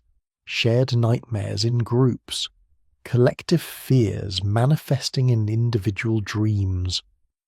The content spreads like information. Early humans probably experienced this more intensely. Smaller groups, more shared experiences, more collective trauma. When one person had a nightmare about a specific danger, others processed that danger too. This created shared threat assessment, collective vigilance. The nightmares help the group stay alert together, respond to dangers together. A hunter has a nightmare about a particular valley. Something terrible happens there in the dream, he tells the group. Others start dreaming about that valley too. The group decides to avoid it. Whether the danger was real or not, the collective decision promotes caution, survival. This is how nightmares served group function, not just individual processing, collective threat assessment, shared decision-making. The evidence shows nightmares aren't mistakes. They're not bugs in the system. They're features, adaptations. They kept our ancestors alert, careful, prepared for danger. We still have them because we still need them. Even in safe modern environments, our brains haven't updated to modern safety. They still prepare for ancient dangers. Early humans lived with this better. They had cultural tools, shared frameworks, ways to process nightmares that helped rather than harmed. They took nightmares seriously but not literally, used them as information, as motivation, as connection to deeper truths about danger and survival and what matters. When you woke from a nightmare 40,000 years ago, you weren't alone with your terror. The group was there, the fire was burning, others understood, they'd help you make sense of it, find meaning in it, use it. The nightmare became part of the group's knowledge. Another story, another warning, another piece of wisdom about how to survive in a dangerous world. This is what early humans did with their nightmares. They transformed private terror into shared understanding. They used fear as information. They let darkness teach them about survival. So, let's shift our focus from dreams and nightmares to something we can see with our own eyes. I'm talking about cave art, the kind painted or carved onto stone, hidden deep inside mountains or stretching across rock, shelters. These images are some of the oldest messages humans left behind. Unlike bones or tools, art tells us something about what people actually thought, what mattered to them, maybe even what they dreamed about. Here's where it gets interesting. The oldest known cave art is over 45,000 years old. Some of it was made by people in Indonesia.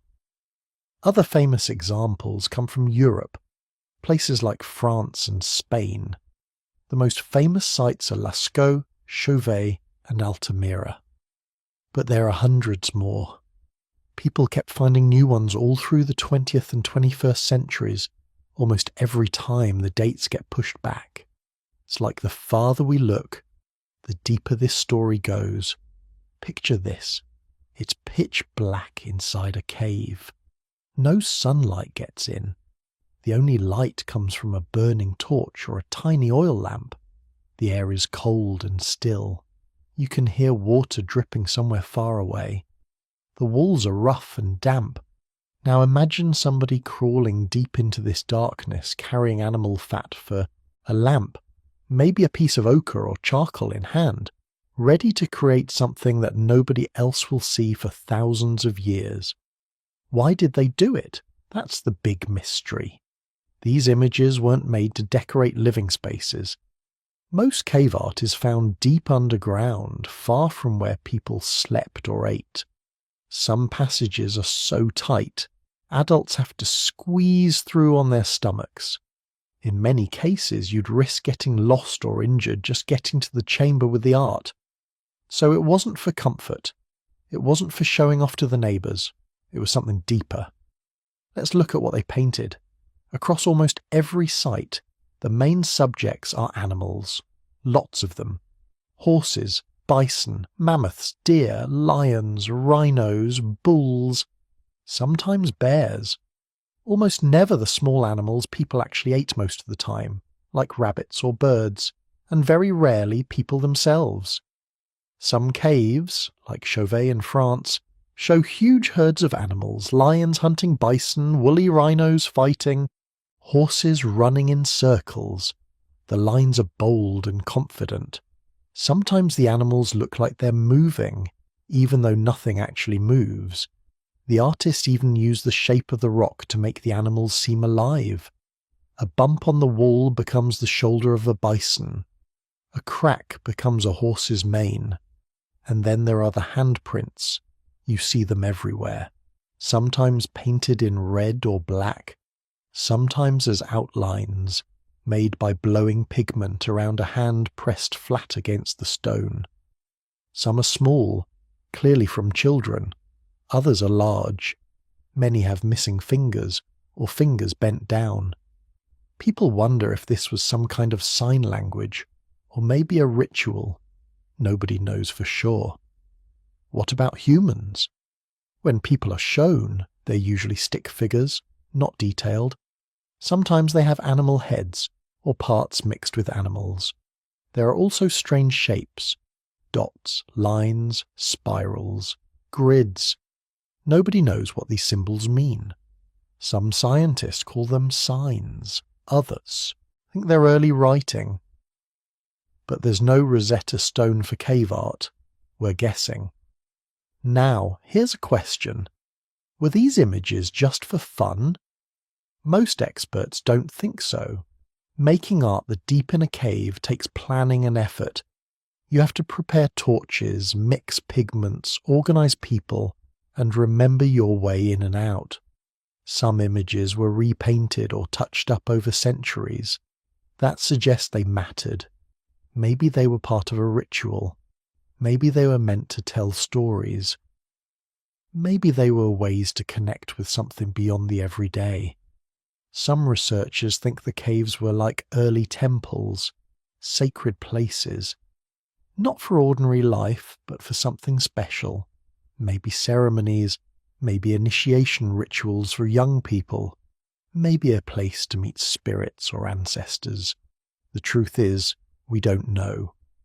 But it's clear these places were important. Let's talk about the animals again. Why paint so many predators? Lions, bears, rhinos, animals that could kill people. In some caves, dangerous animals are shown more often than the ones people actually hunted for food. It's almost like the artists were obsessed with fear. Maybe painting a lion on the wall was a way to control that fear, or to call on the lion's power, or to warn others about danger. Or maybe the lion was part of their stories, their beliefs, their dreams. Think about this. In modern times, people dream about things that scare them, being chased, attacked, or trapped. These are ancient fears. Early humans lived with them every day. Maybe painting these animals was a way to face those fears, to make sense of them, to turn terror into art. There's another strange thing about these caves. The deeper you go, the more complicated the art gets. In some places you find overlapping images, one animal painted over another.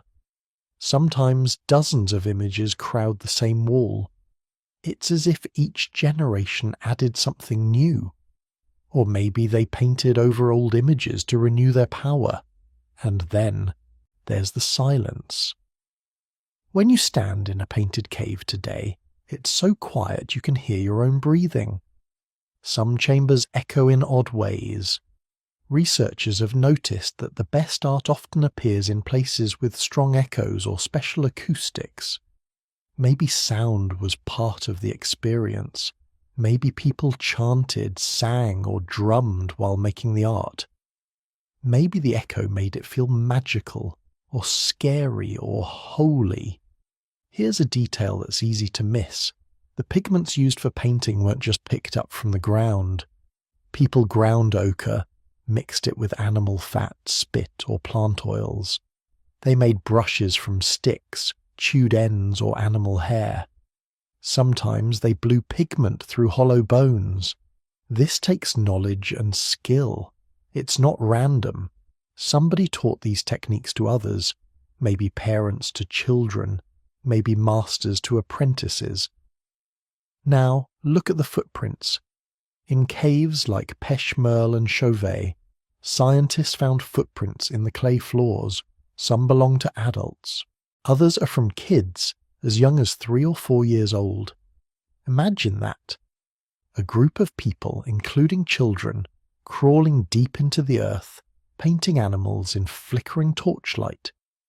It's not just a grown-up activity. Maybe it was a group event. Maybe a family thing. Maybe part of growing up. Let's pause and ask, what does this tell us about their minds? Making cave art takes planning. You have to imagine something that isn't there.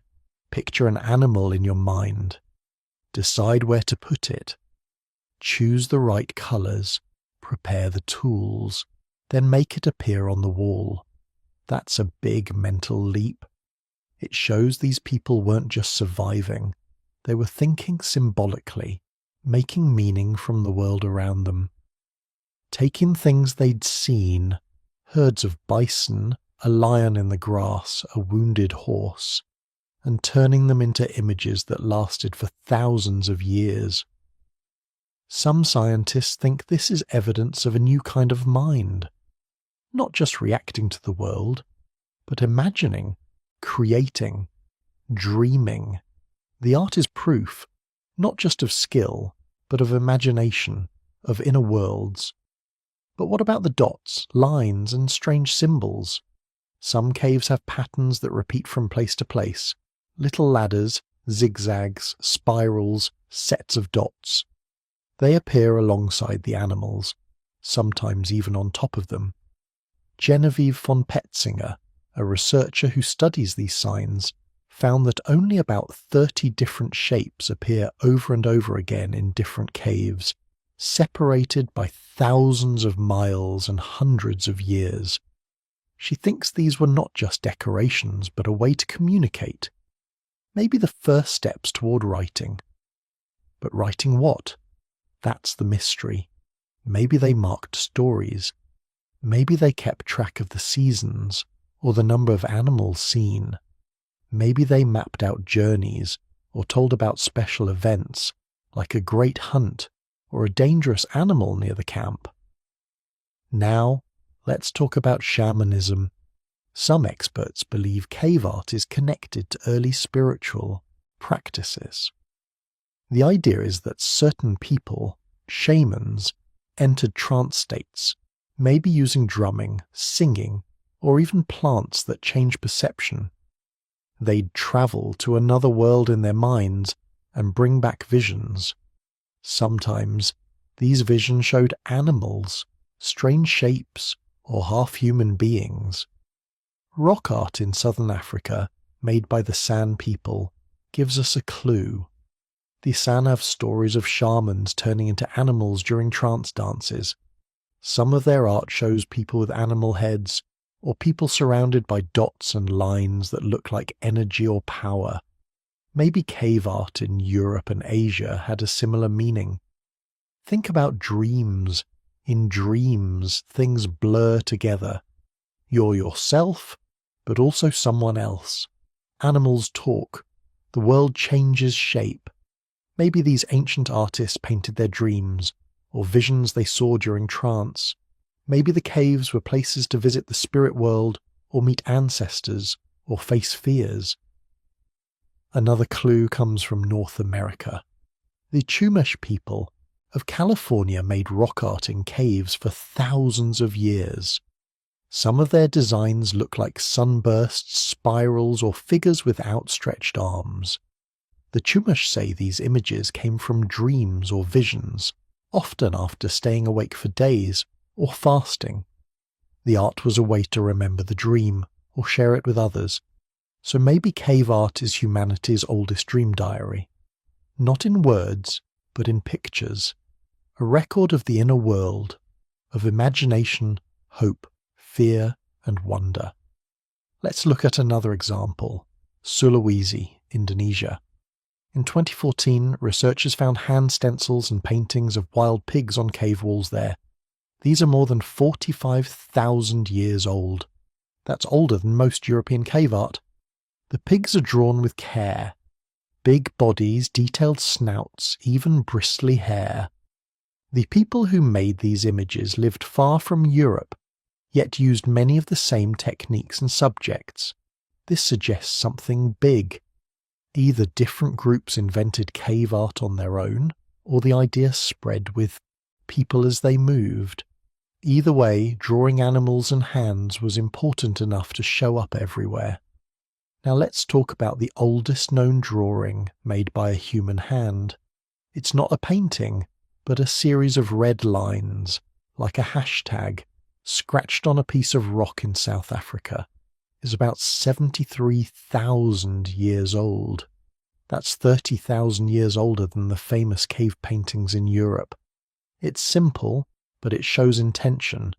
Someone decided to make a mark that didn't need to be there. That's the start of art, the start of thinking in symbols. But cave art isn't the only kind of ancient art. There are carvings too. In Germany, archaeologists found tiny figures made out of mammoth ivory.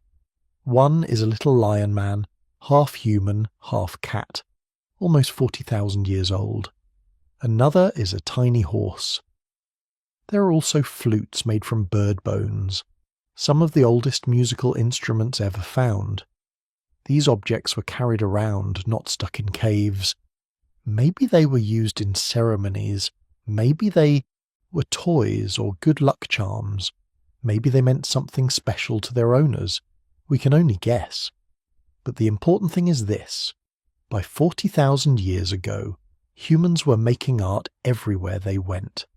Not just practical things, not just tools, but objects that meant something more. Something about beauty, or hope, or fear, or memory. Let's step back. What does all this evidence tell us? First, that humans have always needed to express themselves, not just survive, but create, leave a mark, share something with others, even if those others live thousands of years later. Second, that art isn't just decoration, it's a way to make sense of the world, to face danger, to remember the past, to imagine the future, maybe even to process dreams and fears. Third, that the same kinds of images, animals, handprints, symbols, show up in places separated by oceans and ice and time. Something about these images mattered to the people who made them. Maybe they were telling stories. Maybe they were sharing knowledge. Maybe they were just saying, I was here, I saw this, I felt this. And finally, that we're not so different from them. We still make art. We still dream. We still try to make sense of things we can't control. Fear, hope, loss, joy. We still tell stories in words, in pictures, in music. Now some people ask, did early humans paint what they saw in waking life, or what they dreamed? That's almost impossible to answer. But here's what we know. In some painted caves, the animals are twisted, stretched, or shown in impossible poses. Some have extra legs, or strange markings. Sometimes, animals are stacked on top of each other, or morph into different shapes. This doesn't look like a hunting manual. It looks like imagination, maybe visions, maybe dreams. Some scientists compare the images to things seen in altered states of mind, like trance, fever, or dreams. In these states, the brain can create strange visual effects, spirals, grids, flashing dots. These shapes show up again and again in cave art. Maybe the artists were painting what they saw in their minds, not just their eyes. And then there's the darkness. Spending hours in a pitch-black cave lit only by weak lamps can change how you think and see. Shadows move, sounds echo, your senses play tricks. Maybe the darkness itself helped people enter a dreamlike state. Maybe the act of painting was a way to explore those inner worlds. There's one more detail. In some caves, the art is placed high up on the walls or ceilings. You'd need a ladder or to stand on someone's shoulders to reach it. Why go to all that trouble? Maybe to get closer to the spirits. Maybe to make the images harder to reach, more secret. Or maybe just because that's where the rock was smoothest. Some caves were used for thousands of years. Generations added their own art, layer by layer. Sometimes they respected the old images and painted around them. Other times they covered them up. Imagine the stories passed down. That bison was painted by my ancestor's ancestor. This handprint is mine. All of this points to a deep need to connect, not just with the world outside, but with something larger, with the past, the future, the group, the unknown. Now let's not forget the rest of the world. People made rock art in Australia, Africa, India, and the Americas. Some of the oldest art in Australia dates back at least 28,000 years. It shows animals, people, handprints, and mysterious symbols. In Africa, cave paintings are found in the Sahara, showing giraffes, cattle, and scenes of daily life from a time when the desert was green. In the Americas, ancient people painted and carved images along riverbanks, canyons, and cliffs. Some show animals, others show hunting scenes. Some are abstract, just lines and circles. Nobody can read these messages, but the urge to create them was everywhere. There is something else. In many places, rock art is found near water or on high ground, or in places with a good view of the land. Maybe these were special places for the group, good for meeting or for ceremonies. Maybe the art marked territory, or told others, this place matters to us. Now, here's a question that comes up a lot. Did these early artists ever paint bad things? Monsters? Nightmares? The honest answer is, we don't know for sure. Most of the surviving art shows animals, not scary creatures. But some images are strange. Half animal, half human beings. Creatures with huge teeth or claws. Some shapes look disturbing even today. It's possible that some of these images came from dreams, or from the fears people carried inside. Maybe painting a monster was a way to keep it away, or to ask for protection, or to warn others. In some cultures, even today, people paint or carve images of spirits or demons to protect themselves. Maybe early humans did something similar. Maybe their art was both a prayer and a shield. Let's not forget music. Those bone flutes from Germany, over 40,000 years old, were tuned to play real scales, notes that sound good together. Someone sat down, made holes in the right places, and played music in the dark. Maybe for dancing, maybe for ceremonies, maybe just for comfort. Music and art go together. Both are ways to express what can't be said in words. Both are ways to share emotion, memory, hope, and fear. So, what's the big picture here? Cave art is proof that early humans weren't just surviving day to day. They were thinking about bigger things: life, death, animals, power, mystery, maybe even dreams and nightmares. The evidence is right there on the walls and stones. Not just marks, but messages. Not just pictures, but stories. Not just art, but connection. We'll never know exactly what those artists were thinking. We can't ask them what their pictures meant. But we can stand in the same caves, see the same shapes, and wonder. Maybe that's the point. Art isn't just for explaining things. It's for feeling them, for sharing what can't be put into words, for reaching across time and saying, this mattered to me, maybe it matters to you too. And as we move forward, let's think about what living groups, people still connected to ancient ways, can teach us about art, dreams, and the meaning behind them. Maybe their stories can help us fill in the gaps left by the silence of stone. If you want to understand how early humans thought, you can't just look at their art. You have to look at the living evidence too. There are still people today who live in ways that are closer to how our ancestors lived. They hunt, gather, and move with the seasons. They tell stories by the fire. They pass on knowledge through songs, dances, and rituals. Some scientists call these groups modern tribes, or traditional societies. That's not a perfect name because no group is frozen in time, but these groups can help us guess what life was like before cities, before writing, before the modern world. Let's start with the San people of southern Africa. They've lived in the Kalahari Desert for thousands of years. Their way of life is one of the oldest on Earth. The San still hunt wild animals and gather roots, nuts, and berries. They know hundreds of plants by name. They use poisons from beetles to make their arrows deadly. At night, they sit around campfires and tell stories. Some are about real hunts, some are about spirits, animals that talk, or people who change shape. The San believe in a spirit world. They say it's hidden just behind the everyday world. Sometimes in dreams or in trance you can slip across that line. During trance dances at night, San healers dance around the fire for hours. They breathe fast, sing and move until they fall into a kind of trance. In this state, they say they can travel to the spirit world, heal sickness, or talk to ancestors. Sometimes they dream of animals, especially the big, dangerous ones. Lions, elephants, leopards.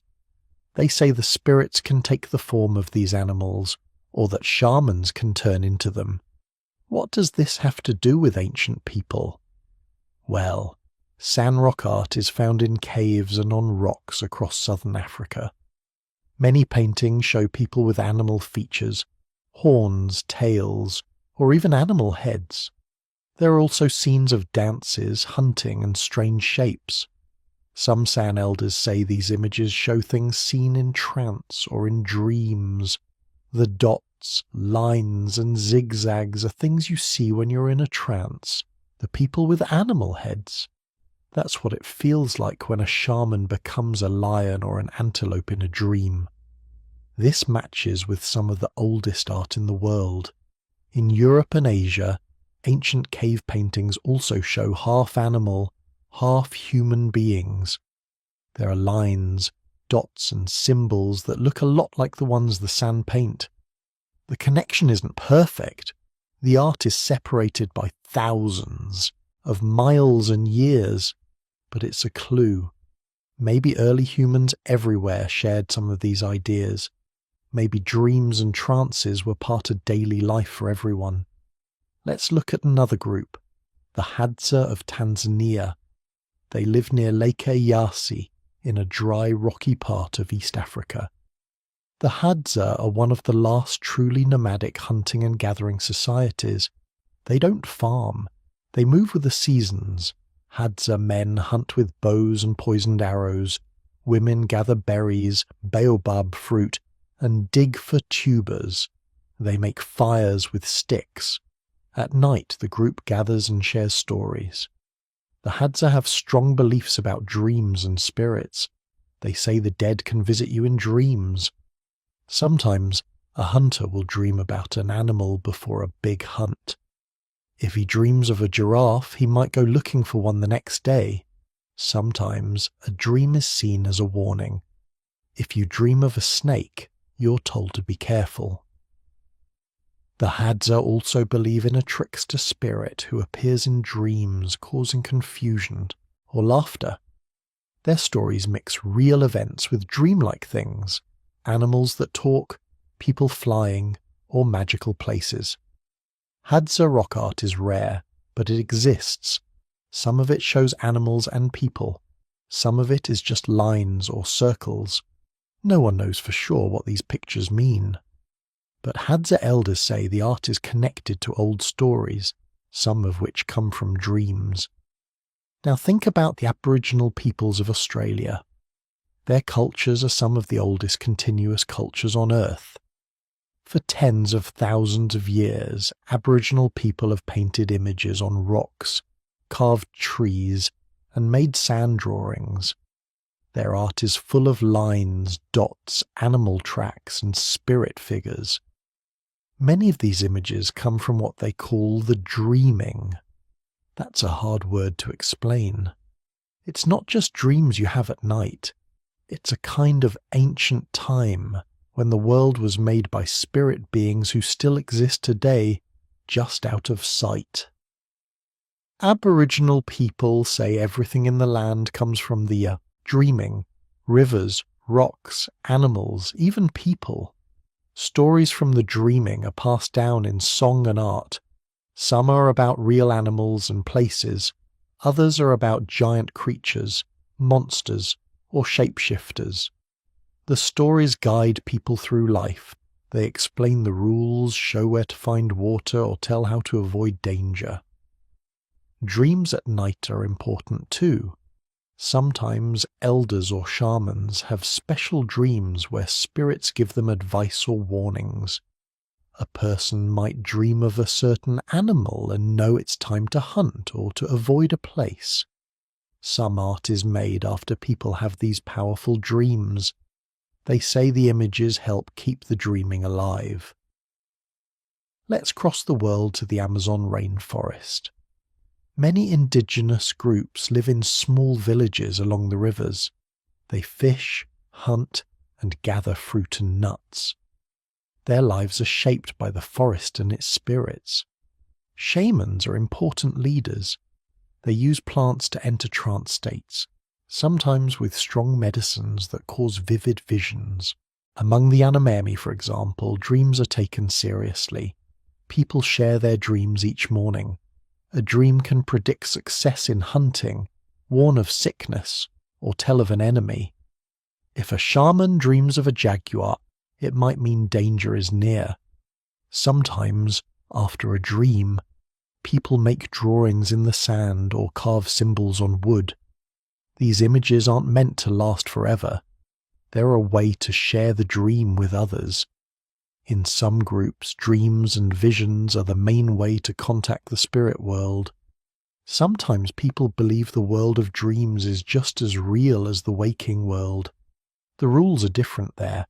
Animals can talk, people fly, the dead visit the living.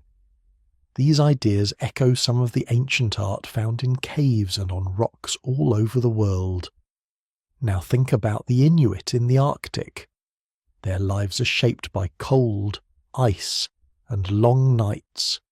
The sun disappears in winter, then returns for endless days in summer.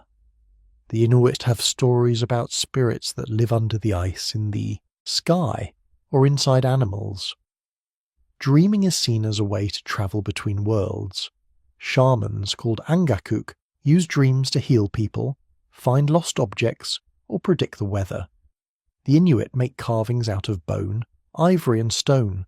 Some are tools, others are small figures, bears, seals or spirits with strange shapes. These carvings are often inspired by dreams or visions. Some are meant to protect people from harm. Some are given as gifts or used in rituals. Inuit stories mix real dangers, polar bears, freezing storms, with magical things. A hunter might dream of a talking animal, or a place where the ice never cracks. Sometimes these dreams are warnings. Sometimes they're just stories to share on a long dark night. Let's move to North America. Many Native American groups value dreams and visions. Among the Plains tribes, young people would go on vision quests. They'd fast, spend days alone in the wilderness, and wait for a vision or dream. Often, an animal would appear in the dream, an eagle, a wolf, a bear. That animal became their spirit guide, offering protection and advice. Sometimes people painted images from these dreams on rocks, shields, or clothing. The Ojibwe people made dream catchers, webs of string decorated with feathers and beads. These were hung above sleeping places. The idea is that bad dreams get caught in the web, while good dreams pass through. Dream catchers are a modern symbol now, but the belief in the power of dreams goes way back. Among the Chumash of California, dreams were seen as messages from the spirit world. Shamans would interpret dreams, and sometimes make rock art showing what they'd seen. The art is full of sunbursts, spirals, and strange beings. It's a mix of real memories, dreams, and visions. Let's look at the Maori of New Zealand.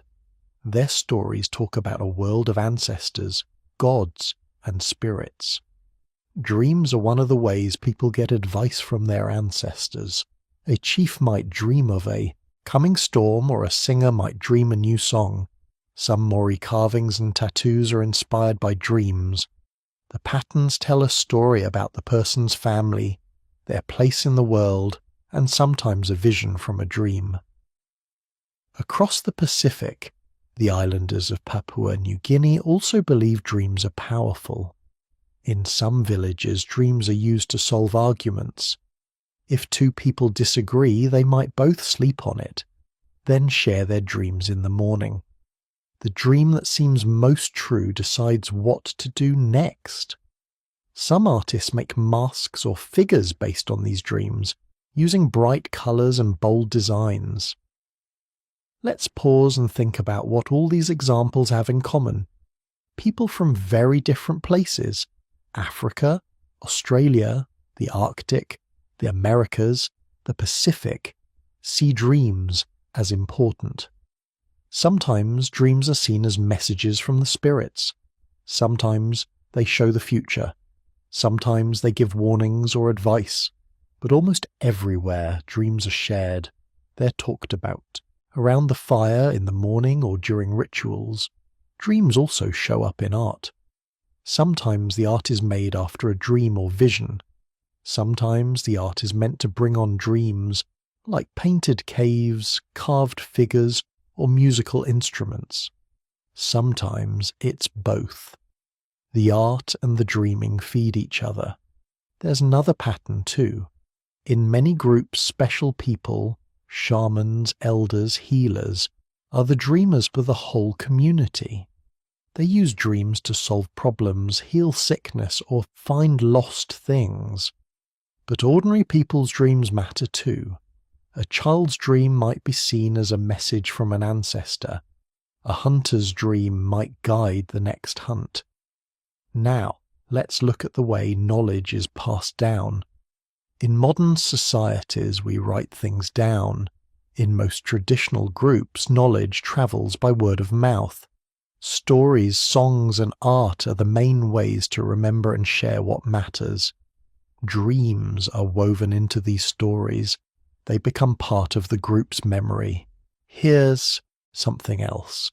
In many groups, dreams and waking life mix together. People don't always draw a hard line between what happens in sleep and what happens when you're awake. If you dream of a bear, it's as real as seeing one in the woods. If a spirit visits you in a dream, you treat it with respect. Sometimes people even say they can wake up inside a dream. Know they're dreaming and talk to spirits on purpose. This isn't just something from the past. Even today, people in many places believe in the power of dreams. They tell them to friends, write them in journals, or share them online. Maybe dreams are a kind of common ground, something all humans experience no matter where or when they live. What does all this tell us about early humans? First, it shows that dreams have always mattered. They weren't just random images. They were seen as messages, stories, warnings, or even visits to another world. Second, it suggests that art, music, and ritual are tied to dreaming. People make art to remember dreams, to help others dream, or to bring dream worlds to life. Third, it shows that imagination is a basic human need. People everywhere want to make sense of the unknown. They want to connect with things they can't see or control, like spirits, animals, the weather, or death. Dreams give them a way to do this. Art makes the invisible visible. Let's look at one more example.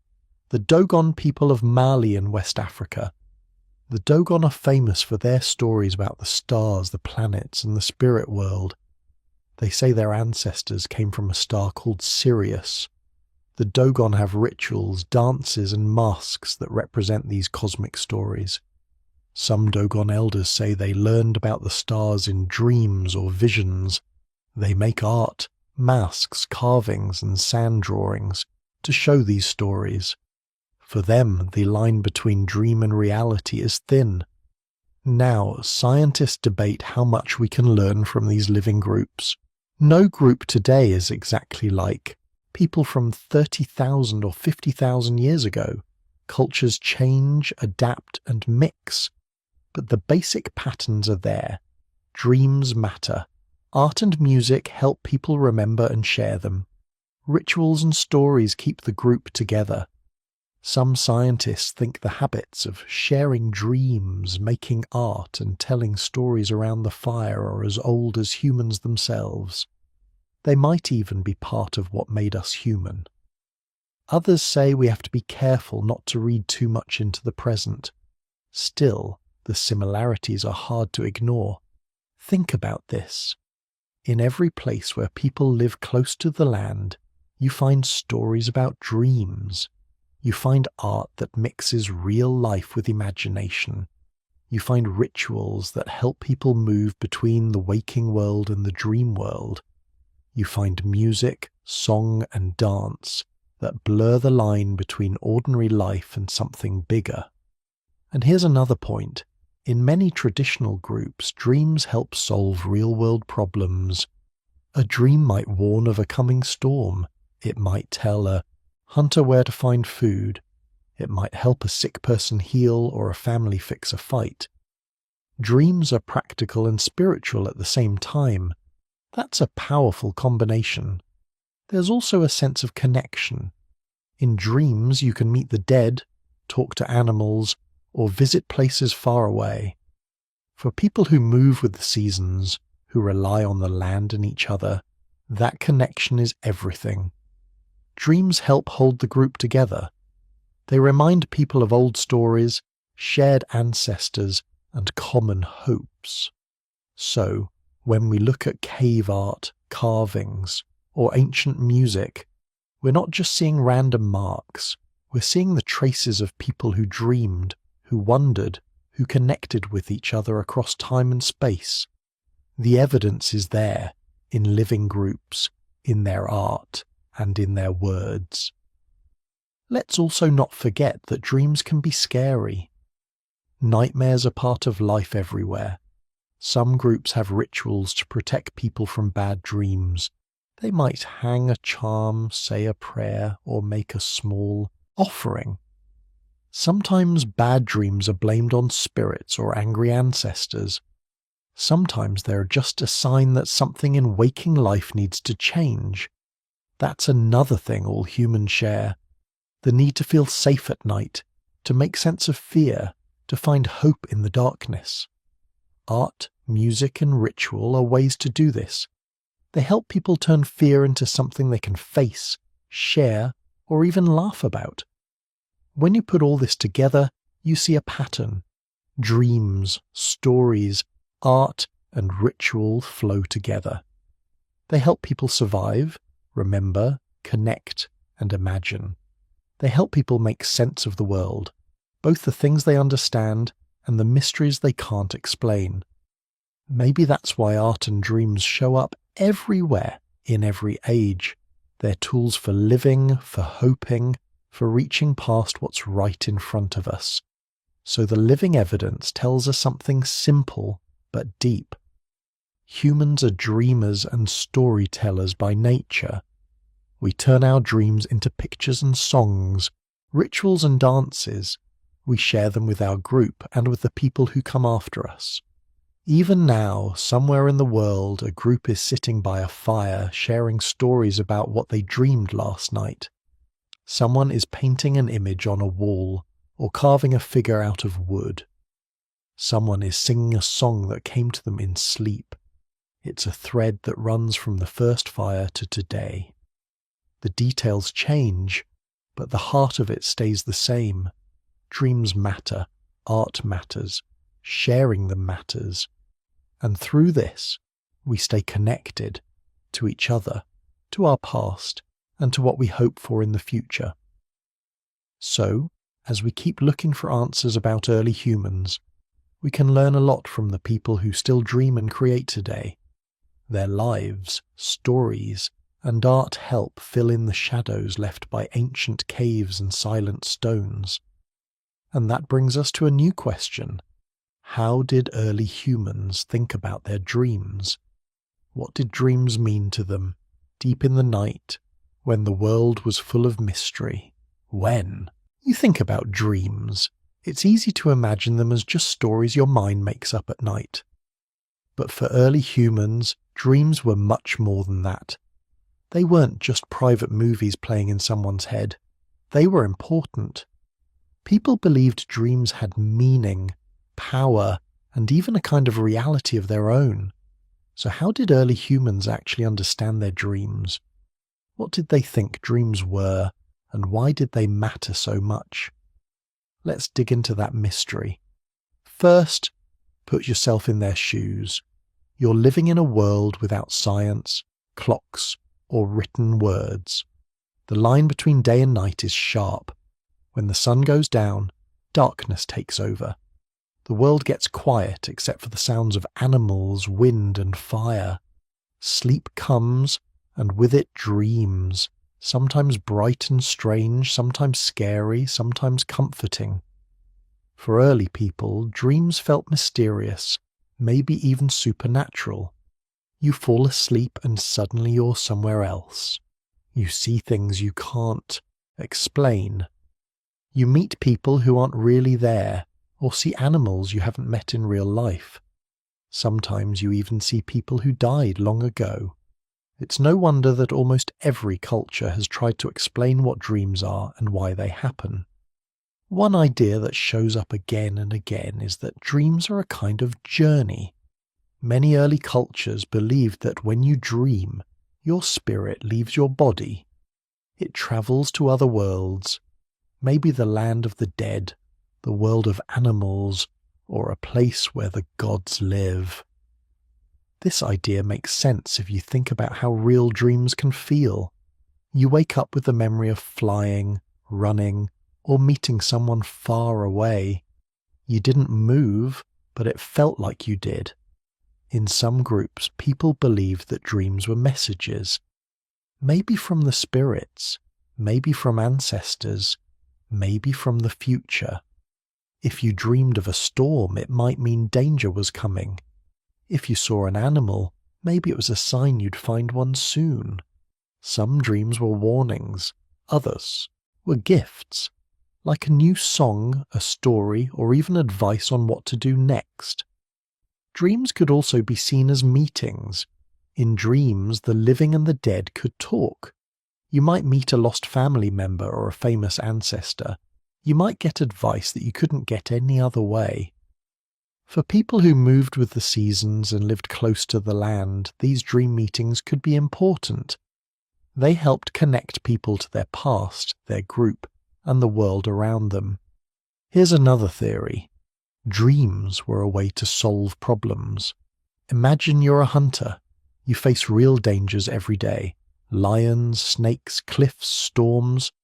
At night, your mind works through these problems while you sleep. You dream about hunting, escaping danger, or finding water. Some scientists today think that dreams help people practice for real life. If you dream about running from a lion, you might react faster if you see one the next day. Of course, early humans didn't talk about practice or problem solving the way we do now, but they did believe that dreams could help them prepare for what might come. If someone had a dream about finding food, the whole group might listen. Dreams could shape the day's plans. They could even change what people believed was possible. There's another layer to all this. Dreams can be confusing. Sometimes they make sense, sometimes they don't. Early humans didn't have science to explain why dreams are weird. They used stories instead. In some places, people said dreams were caused by spirits who visited you at night. In others, dreams were seen as a sign that your soul was wandering, or that you'd been touched by a god or ancestor. For many, dreams were a test.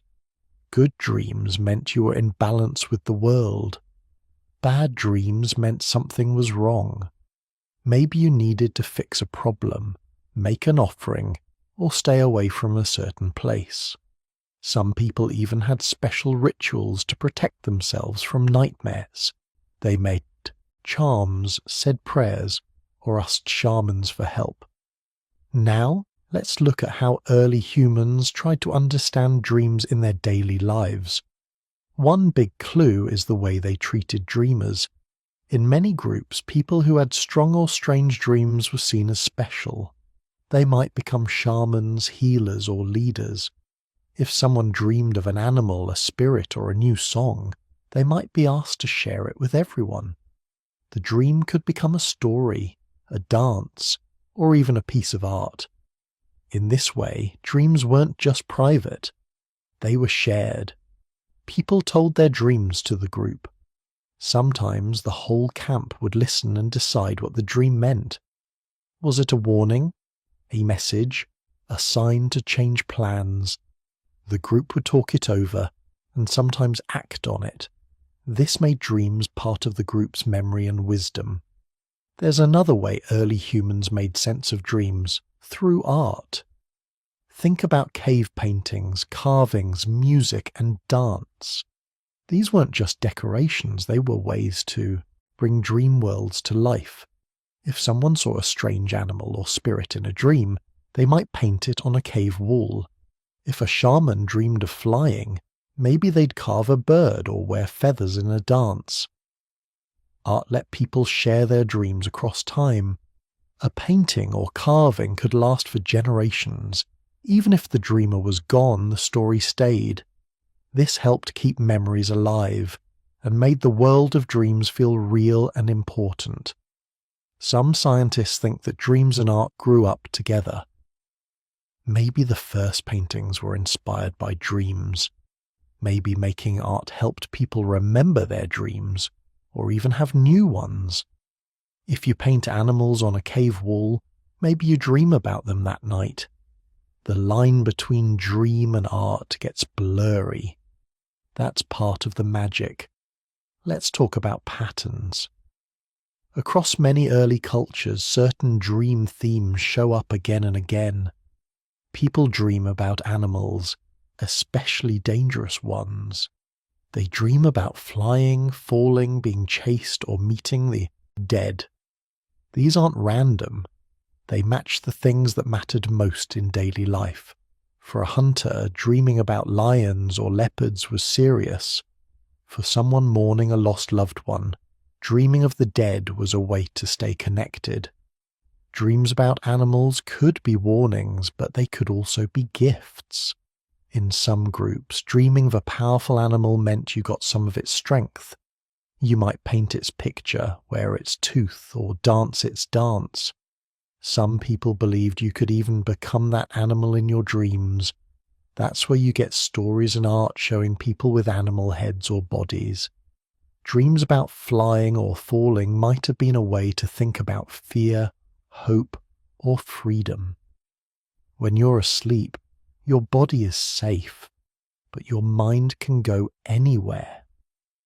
Maybe that's why stories about flying shamans, birds, or spirits are so common in early art. Meeting the dead in dreams helped people deal with loss. If you lost a family member, you might see them in a dream. It could bring comfort, advice, or even a warning. Some groups believe these visits were real, proof that the dead lived on just out of sight. Now, let's look at another layer. Dreams and the future. For early humans, dreams weren't just about the past or the present. Sometimes they were seen as windows into what was coming. If someone dreamed of rain, maybe it meant a storm was on the way. If they dreamed of victory in a hunt, it might give the group hope. Dreams could be used to plan, to prepare, or to warn. This belief in dreams as predictions shows up everywhere. In ancient Egypt, people wrote down their dreams and tried to figure out what they meant. In Mesopotamia, dream interpreters had special jobs. In Greece and Rome, dream temples were built where people went to sleep and hoped for a message from the gods. But long before writing, people were probably sharing and interpreting dreams.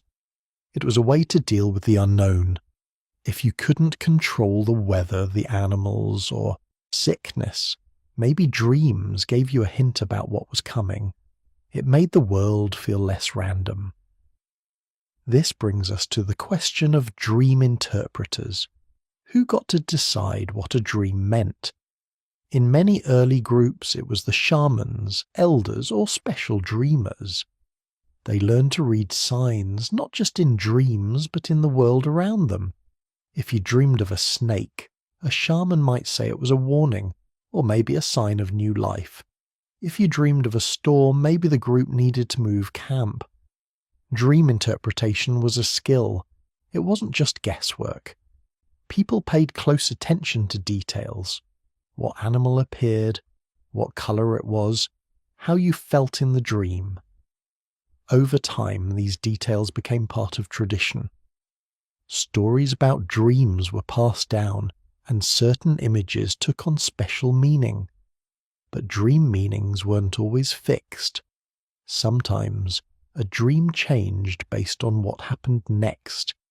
If someone dreamed of a bear, and then the group found bear tracks, the dream took on new power. If nothing happened, maybe the meaning faded. Dreams were alive, always shifting with the group's needs. Let's go even deeper. Some scientists today think dreams helped early humans handle strong feelings. Fear, hope, grief, excitement. These are big emotions. In a world full of danger, dreams might have been a safe way to deal with these feelings. You could face your fears in a dream without risking your life. You could find hope in a dream when things were hard in real life. For early people, this made dreams valuable, not just strange. Now think about how dreams shaped group life. If many people in a group had the same kind of dream, like seeing a certain animal or feeling a warning, it could change what the group did. Maybe they moved camp, changed plans, or started a ritual. Group dreams could build unity. They gave everyone a sense of connection, a shared story to hold on to. This group sharing is important. In many early cultures, dreams weren't just for individuals. They belonged to everyone. Telling dreams around the fire, listening to each other, making decisions together. These habits helped hold groups together. They made people feel less alone. It's also worth looking at how dreams and rituals work together. In many early groups, rituals were used to call dreams or help people remember them. Drumming, singing, dancing, or using special plants could help people have powerful dreams. Some groups even had dream contests. Who could have the wildest, deepest, or most helpful dream? The best dreamers became heroes, leaders, or healers. Dreams and rituals fed each other. A strong dream could inspire a new ritual. A ritual could spark new dreams. This cycle kept group life rich and creative. It gave people a way to handle the unknown and to pass down wisdom over the years. Let's talk about nightmares. Not all dreams were good. Nightmares could be scary, confusing, or leave people feeling shaken. Early humans didn't have science to explain bad dreams, so they came up with their own ideas. Maybe a nightmare meant a spirit was angry. Maybe it was a sign you needed to fix something in your life. Some groups made charms or did rituals to chase away bad dreams. Others told stories to help people face their fears. Facing nightmares together made them less scary. Telling your bad dream to the group, hearing advice or comfort, turned a private fear into a shared experience. Sometimes, the group made a joke or a song about nightmare. That helped turn fear into something lighter. So if you look at all these ways of thinking about dreams, a pattern starts to appear. Early humans saw dreams as bridges. Bridges between the living and the dead, between people and animals, between hope and fear, the known and the unknown. Dreams helped people make sense of a world that was often confusing and wild. Now here's where it gets really interesting. Some scientists think that the habit of sharing and interpreting dreams actually changed the way people thought. If you grow up in a group where everyone shares their dreams, you learn to think in pictures and stories. You get good at connecting ideas, looking for patterns, and seeing meaning in strange things. This might have helped early humans become better storytellers, artists, and leaders. Dreams may have helped people imagine things that didn't exist yet. If you can dream of flying, maybe one day you'll find a way to climb higher or build something new. If you dream of a better home or an easier life, maybe you'll start to invent new tools. The line between dreams and real life gets thin. Imagination becomes a tool for survival. Some scientists even think that dreaming, storytelling, and art grew together. When people started sharing dreams, they started making pictures and songs to go with them. When they made art, it sparked new dreams.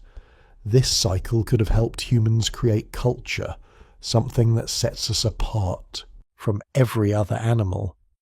Here's another interesting point. In some places, people believe that dreams could shape the world. If you dreamed of success in a hunt, you might hunt better. If you dreamed of peace, maybe the group got along better. This is called the power of belief. Even today, people talk about the power of positive thinking or the danger of bad omens. For early people, dreams were a way to use the mind to change reality. Dreams, then, weren't just private experiences. They were part of the group's way of life. They helped people remember, plan, hope, and face fear. They gave people a way to connect with each other and the mystery of the world. You might wonder, did everyone see dreams the same way? Not really. Different groups had different ideas. Some saw dreams as messages from the gods. Others thought dreams were journeys of the soul. Some believed dreams were just what happened when your mind was free at night. The details changed, but the habit of paying attention to dreams was everywhere. Even as people built cities, invented writing, and started new religions, the power of dreams didn't go away. Ancient kings and queens had dream interpreters at their courts. Warriors slept with special charms to bring good dreams. Priests and shamans taught people how to use dreams to heal, predict the future, or talk with the dead. But the roots of all these beliefs go deep, back to the first humans who wondered about the meaning of a strange dream after a long night. Back to the fire, to the cave, to the songs and dances that fill the dark with light. So, when you think about early humans and their dreams, don't picture them as confused or lost. They were trying to make sense of the same mysteries we face today. Why do we dream? What do our dreams mean? Can they help us live better, safer, or happier lives? Early people didn't have science to answer these questions, but they had stories, art, and each other. They turned dreams into songs and pictures, rituals and advice. They made dreams matter for themselves and for their group. And maybe, just maybe, those habits of sharing, imagining, and believing helped humans grow into who we are now. Dreamers, storytellers, artists, and survivors. So the next time you wake up from a wild dream, remember, you're part of a very old story. A story that goes back to the first people who ever wondered about the strange worlds they visited at night. And just like them, you're still searching for meaning in the dark. But here's the thing. The way early humans thought about dreams wasn't just about the past. It might have shaped our future too. Did dreams change the course of human evolution? Did they help us invent, create, and survive in ways no other animal could? That's the next big question, and it leads us into a whole new layer of the mystery. So let's get into it. Did dreaming actually play a part in how humans evolved? That's a big question. Most people don't think about dreams when they talk about evolution. Usually you hear about tools, fire, language, or even upright walking. But dreams? Not so much. Still, some scientists think dreaming might have helped humans survive and become the species we are today. Here's the thing. Every animal with a brain probably dreams, at least a little. Cats, dogs, mice, even birds. Scientists have watched them sleep. You see paws twitching, eyes moving under eyelids, or wings fluttering. It looks like they're chasing something or running away in their sleep. But humans take dreaming much further. We turn dreams into stories, art, and culture. So why would dreaming matter so much for us? Let's look at a few ideas. First, think about the dangers early humans faced. There were predators, cliffs, storms, and rival groups. Every day there were choices to make: where to hunt, when to move, who to trust. Making a mistake could be deadly. Some scientists believe dreams helped our brains practice, like running drills for the mind. This isn't just about remembering where the lions hunt or what berries are safe. It's about running through new problems and finding new answers. Imagine you live thousands of years ago. You fall asleep, and in your dreams, you're running from a wild animal, or trying to cross a river, or solving a tricky puzzle. Your real body is safe in your shelter, but your brain is busy. It's acting out possible dangers, trying different moves, learning what might work. The next day, if you face a real threat, your mind might react faster. It's like mental training, but you don't even know you're doing it. There's some evidence for this. Modern studies show that people who dream about a problem are more likely to solve it the next day. For example, students who dream about a puzzle or a test often do better. Soldiers who dream about dangerous situations sometimes cope better with stress. So maybe, long ago, dreaming gave hunters and gatherers a survival edge. But there's another side. Dreaming might also help people handle emotions. Life for early humans wasn't just about fighting and hunting. This was loss, fear, excitement, and hope. When someone died, or food was short, or a storm raged for days, people had to cope. Dreams might have helped process these feelings. In sleep, you could face your fears in a safe way. You could feel joy or sadness without risk. Some dreams let you work through tough memories or imagine better outcomes. That could help you bounce back when things were hard, or keep going when you felt alone. Now let's talk about creativity. Humans are different from other animals because we imagine new things. We invent tools, make art, tell stories, and build shelters. Dreaming is pure imagination. In a dream, you can talk to animals, fly over mountains, or visit places you've never seen. Your mind connects things in new ways. Sometimes the wildest dreams spark real ideas. There are famous stories of people inventing things after dreaming about them. Songs, machines, even scientific discoveries. Maybe, long ago, dreaming helped early people come up with new tools or ways to hunt. Maybe it helped them solve problems no one else could. And here's something interesting. Our closest relatives, the great apes, probably dream too. But as far as we know, they don't paint, sing, or tell stories about dreams. They don't build cultures around them. That's a human thing. Turning dreams into art, stories, or rituals might have made our group stronger and smarter.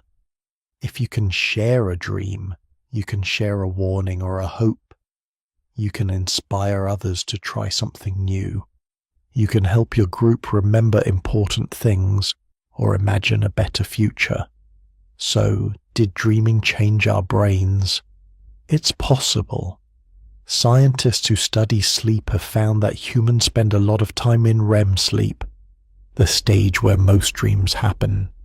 Babies spend even more time in this stage. Some animals have REM sleep, but not as much as we do. Maybe dreaming helped our brains grow bigger, or helped us learn faster. Maybe it's one of the secrets to why we're so creative. Let's look at another angle. Dreams might have helped people handle the unknown. Early humans didn't have science. They couldn't predict weather with satellites or cure sickness with medicine. The world was full of mysteries. Dreaming was one way to deal with that. If you dreamed of rain and it rained the next day, maybe you felt more in control. If you dreamed of finding food, maybe you searched harder. Dreams gave people a reason to try, even when things looked bad. Some scientists say that believing in dreams, even if they're just random, could have been helpful. If you have hope, you keep going. If you see a pattern, you look for meaning. That makes people persistent. It makes them work together or try new things. Even today, people who believe in their dreams often push through hard times. Maybe that's an old habit from our earliest days. Now let's get a bit more technical, but keep it simple. When you sleep, your brain sorts through memories. It decides what to keep and what to forget. Some scientists think dreaming is part of that process. In your dreams, you replay parts of your day. You mix them with old memories or new ideas. This makes your mind more flexible. You're not just stuck in the past, you can imagine the future. For early humans, that kind of mental flexibility would be a big advantage. If you always do things the same way, you might not survive if the world changes. But if you can dream up something new, you can adapt.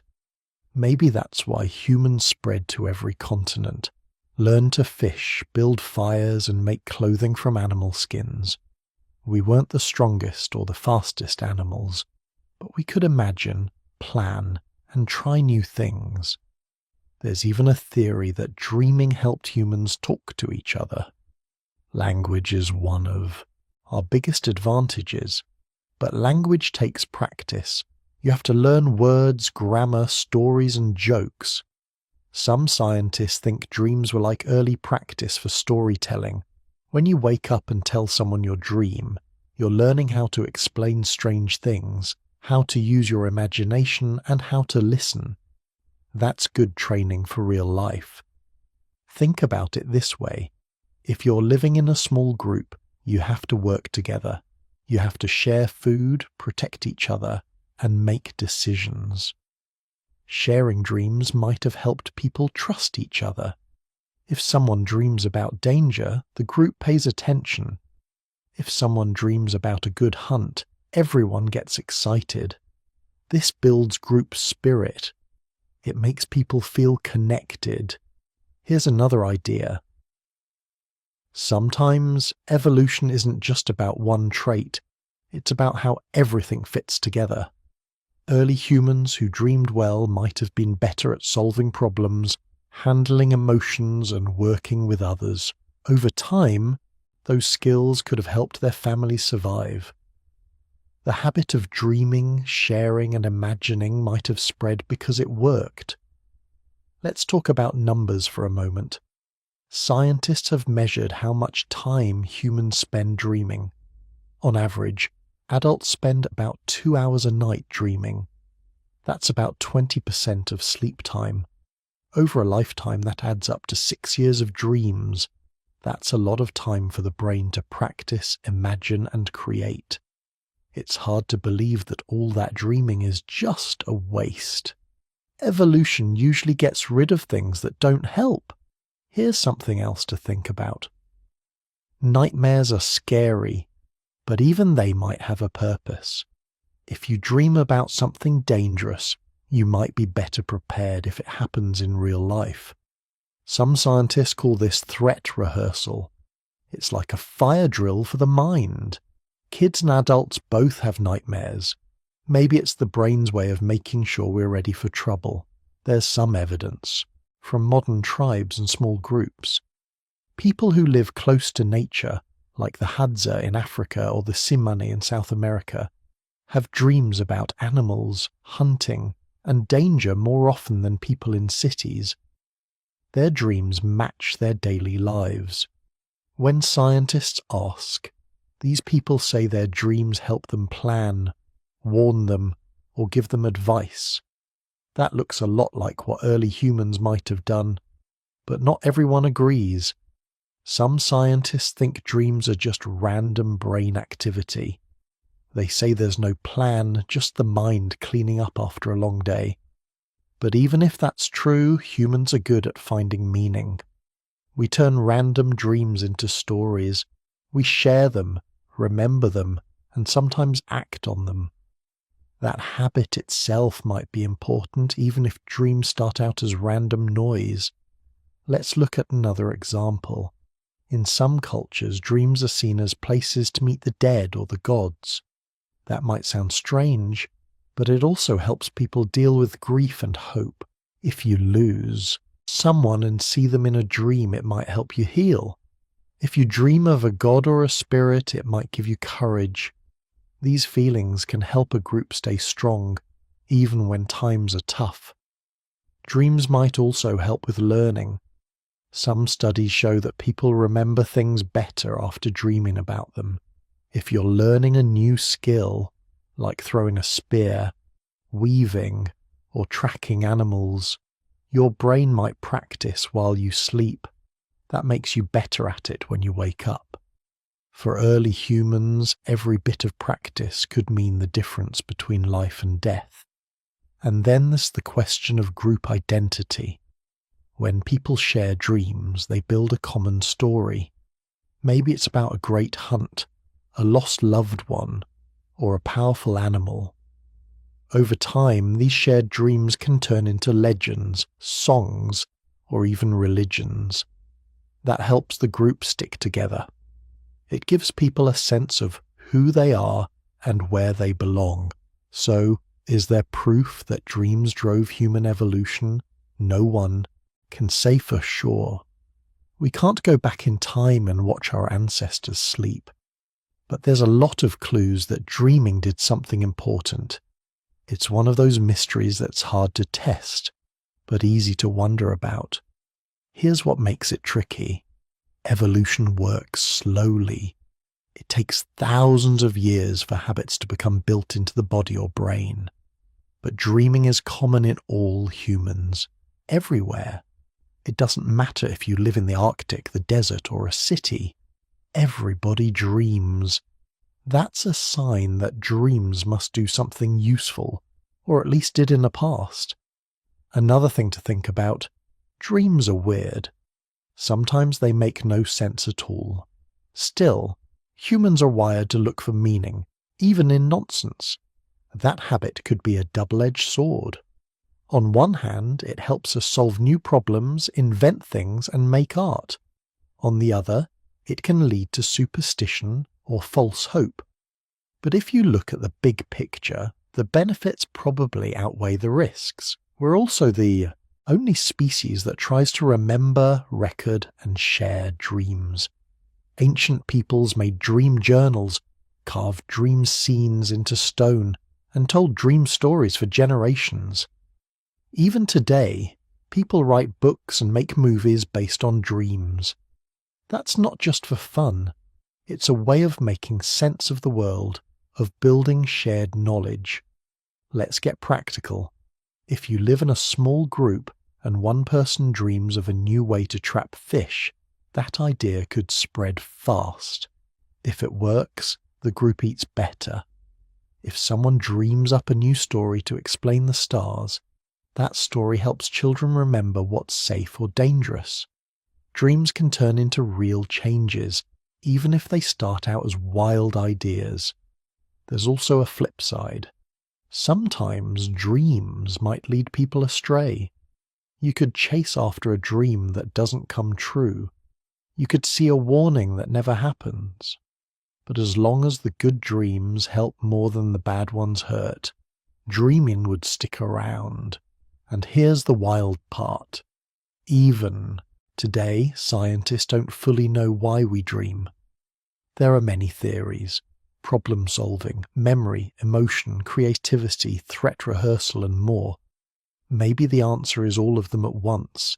Maybe dreams are like a Swiss Army knife for the mind. They help with a little bit of everything. So did dreaming shape human evolution? There's no final answer. But it's hard to imagine humans without dreams. They help us remember the past, imagine the future, and connect with each other.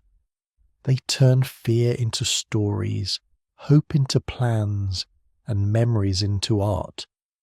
If you look at all the evidence, dreams seem to be a big part of what makes us human. Maybe they didn't build the first fire or invent the first tool, but they might have helped us dream those things up in the first place. Now think about this. If dreams helped us survive, they also helped us become more than just survivors. They helped us become creators, storytellers, and explorers. That's something no other animal does, at least not like we do. So next time you wake up from a dream, strange, happy, or scary, remember, it's part of an ancient story. People have been dreaming for thousands of years. Maybe it's how we made it this far. That brings us to another mystery. What happens when people start having the same dreams, or when dreams start to shape whole cultures? How do shared dreams change the way groups see the world? That's the next part of the story, and it's just as strange as anything you've ever dreamed. Let's get into the evidence for shared dreams. Not just individual dreaming, but dreams that move from one person to another. Dreams that ripple through a whole group or even a whole culture. This is where it gets really interesting, because now we're talking about dreams that shape stories, beliefs, and maybe even history. Think about how people have always lived together in groups, families, tribes, villages.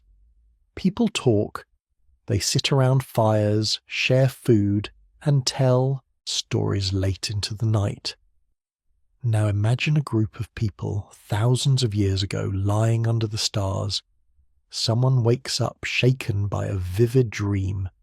Maybe they saw a giant bird in the sky or a river turning to blood. Maybe they dreamed of a lost loved one, calling out from the darkness. The dream feels real, almost like a warning or a message. So they tell the others. The dream gets shared, maybe even acted out. If the dream is scary or strange, people listen more closely. They remember these dreams. They tell them again the next night, and the next. Soon, the dream isn't just one person's story. It starts to belong to the whole group. Here's the thing. We have real evidence that this happens. Anthropologists, people who study human cultures, have spent years with groups who live in ways similar to early humans. In places like the Amazon, Papua New Guinea, and parts of Africa, some tribes still share dreams as a part of normal life. In these places, dreams aren't private. They're talked about in the morning right after waking up. Sometimes the whole group sits together and takes turns telling what they saw in their sleep. For example, in the Amazon, the Tucano people treat dreams almost like news. When someone dreams of a snake biting a child, the village takes it seriously. If the dream feels like a warning, people avoid the river or keep children close for a few days. If someone dreams of a successful hunt, the hunters might go out with extra hope. Sometimes dreams even decide when the group moves camp or who leads the next ritual. This isn't just one group. Anthropologists have recorded dream sharing in over 90 different societies around the world. In Aboriginal Australia, dream stories carry huge meaning. Some people believe the world itself was dreamed into being. The dream time isn't just a myth, it's a whole way of seeing reality. In these cultures, dreams are seen as a bridge to another world, not just random thoughts. Even in places where people don't see dreams as magical, the sharing itself matters. It helps the group bond. When you tell your dream, you're showing a piece of your mind. You're trusting people with something private. That builds closeness, It lets others see your worries, your hopes, and your imagination. This habit might have helped early humans grow tighter communities. Let's get more specific. In North America, the Ojibwe people have a tradition called the Dream Fast. Young people spend days alone in the woods, hoping for a vision. Whatever dream or vision they have, they share it with elders when they return. These dreams can decide someone's role in the tribe. Maybe the dream says you're meant to be a healer, a hunter, or a storyteller. The dream becomes part of your identity, and everyone knows it. In parts of Siberia, shamans, kind of like spiritual guides, use dreams to find answers. If someone is sick, the shaman might dream about what's wrong. The group listens to these dreams and sometimes follows their advice.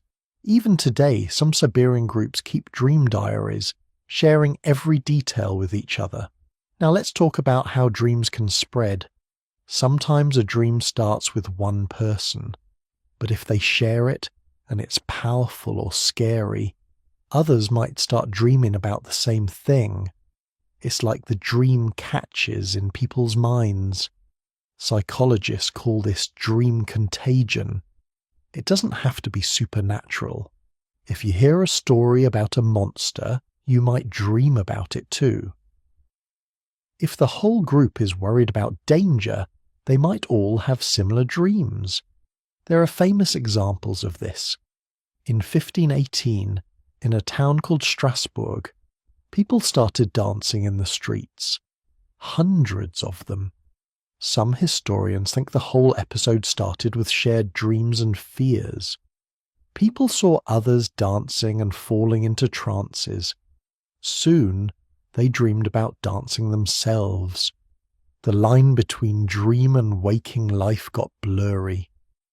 In just medieval Europe, there were stories of dream epidemics. One person would dream of a ghost or demon, and the fear would sweep through the village. Others would report similar dreams. Sometimes the stories spread so far that whole regions believed in the same legend. The dream became a kind of shared reality. Let's look at numbers. In one study, researchers asked people in 20 countries if they'd ever had a dream that matched someone else's. Over half said yes. Some described dreaming about the same event before it happened. A birth, a death, a storm. Others said they dreamed about friends or family, and later learned those people had similar dreams on the same night. Skeptics say this is just coincidence. After all, people talk about their dreams all the time, and sometimes details overlap. But the point isn't whether the dreams predict the future. What matters is that people believe the dreams mean something, and that belief shapes what they do next. Now let's get into dream sharing and rituals. In some ancient cultures, dreams were part of big ceremonies. The Greeks built temples for dreamers. People would sleep inside, hoping for a message from the gods. When they woke up, they shared their dreams with priests, who wrote them down on clay tablets. Some of these dream records still exist. There are thousands of them, listing dreams about healing, warnings, or advice about the future. The Egyptians kept dream books too. They wrote down common dream images, like snakes, rivers, or flying birds, and what each one meant. If you dreamed of a snake, it might mean danger or wisdom, depending on the context. These books were used by priests to help people understand their dreams. The advice was shared with whole communities, not just the dreamer. In ancient China, dreams played a role in government. Emperors sometimes made decisions based on dreams, either their own or those of trusted advisors. There are records of dreams being reported to the emperor as official news. If someone dreamed about a flood or a famine, the court took it seriously. Sometimes whole towns would change their plans because of a dream. This goes deeper than just telling stories. When a group shares and believes in a dream, it can change real events. If enough people dream of disaster, they might build shelters or move to safer ground. If a dream predicts good luck, the group might take risks or celebrate. Over time, these shared dreams can become legends, myths, or even religious beliefs. You can see this in the world's oldest stories. Many cultures have tales about the first people or the first animals based on dreams. These stories get told again and again. Sometimes they explain why the world is the way it is. Other times they warn about dangers or promise rewards. The dreams become a kind of memory for the whole group, a way of passing down knowledge without writing. Now, let's get into how shared dreams help with group identity. When people dream about the same things, they feel connected. Imagine a tribe that believes their ancestors speak through dreams. If several people have the same dream about an ancestor, that story gets woven into the group's sense of self. It might become a reason for a new ritual, a new rule, or even a new way of living. In some places, shared dreams are used to solve arguments. If two groups are fighting, a respected elder might dream about a solution. The dream is shared with both sides. Sometimes people trust the dream more than their own opinions. That can bring peace, or at least help people listen to each other. In that way, shared dreams can hold a group together when things get tough. Let's talk about more recent times. During World War I, soldiers in the trenches sometimes had similar dreams about home, about peace, or about coming battles.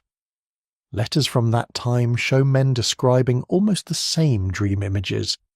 Psychologists think this happens when people go through big events together.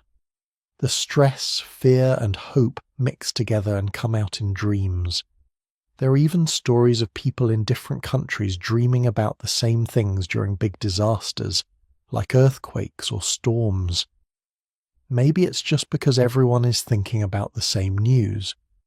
But sometimes the dreams are so specific that people wonder if there's something more going on. Now, let's look at the science. Is there a way to test if dreams really spread? Some sleep researchers have tried experiments.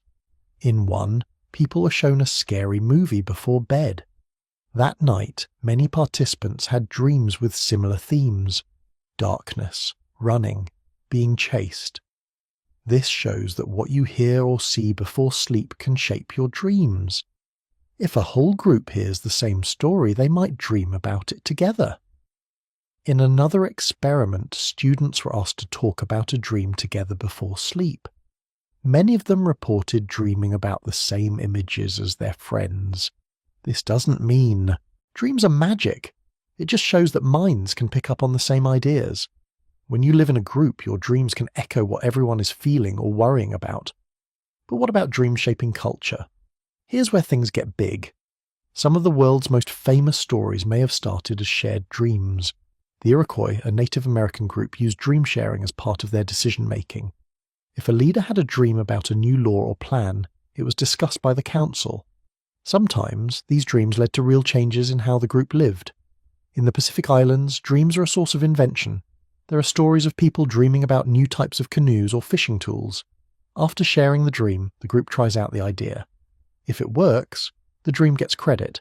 If it fails, they move on. But the habit of listening to dreams keeps the group open to new ideas. Let's get philosophical for a second. Why would humans develop this habit? Some scientists think it's about trust. If you share a dream with someone and they believe you, it creates a bond. It says, "I trust you with my secret world." Over thousands of years, groups that shared dreams might have gotten better at working together. They could handle threats, try new things, and stick together in hard times. It also helps with memory. If a story is tied to a dream, people remember it longer. Imagine a parent telling their child, "I dreamed you'd be a great hunter." That sticks in the child's mind.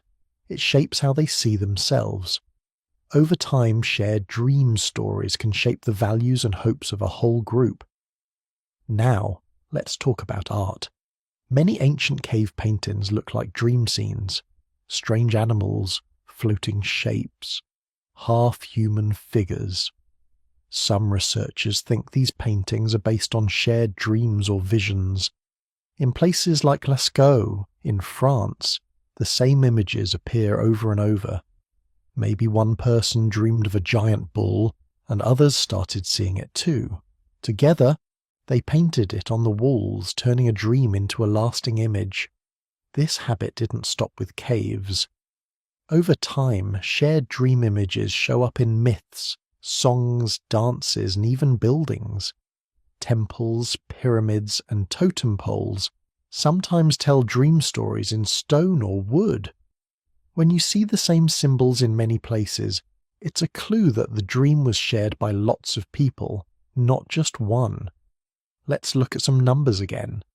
In a study of 1,000 people across 5 countries, about 65% said they'd shared a dream with someone else at least once.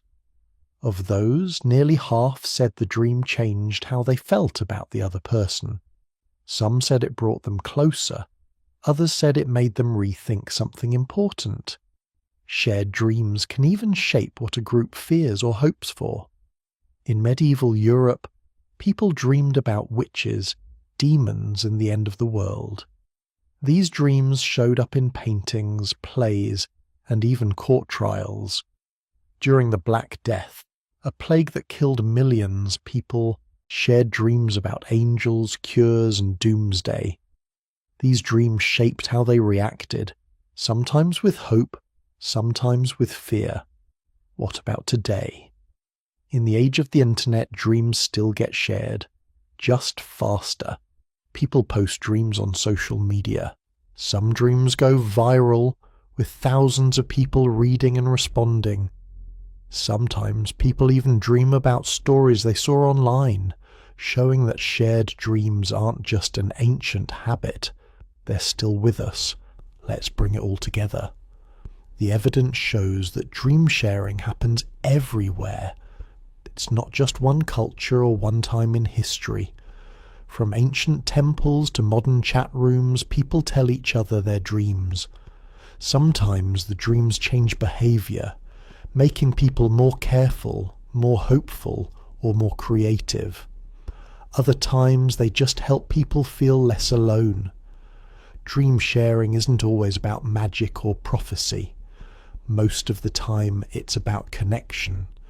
It's about finding meaning in the strange images our minds create at night.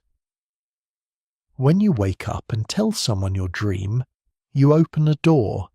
You invite them into your world. When they listen or share a dream of their own, the connection grows stronger. And that's the thing. For early humans, this habit may have been one of the secrets to survival. Groups that trusted each other, shared ideas, and worked together had a better chance. Dreams, strange as they are, could help keep people united. They could warn, inspire, or comfort, sometimes all at once. So the next time you hear someone talk about a weird dream, remember, this is an ancient habit. It's one of the ways humans have always made sense of the unknown. It's how we've built stories, cultures, and maybe even our deepest friendships. And now, let's take the story a step further. Were the dreams of ancient people really so different from our own? Or have the same themes echoed through human sleep for thousands of years? That's the next mystery to explore. Let's see if the dreams of ancient people were really so different from the dreams we have today.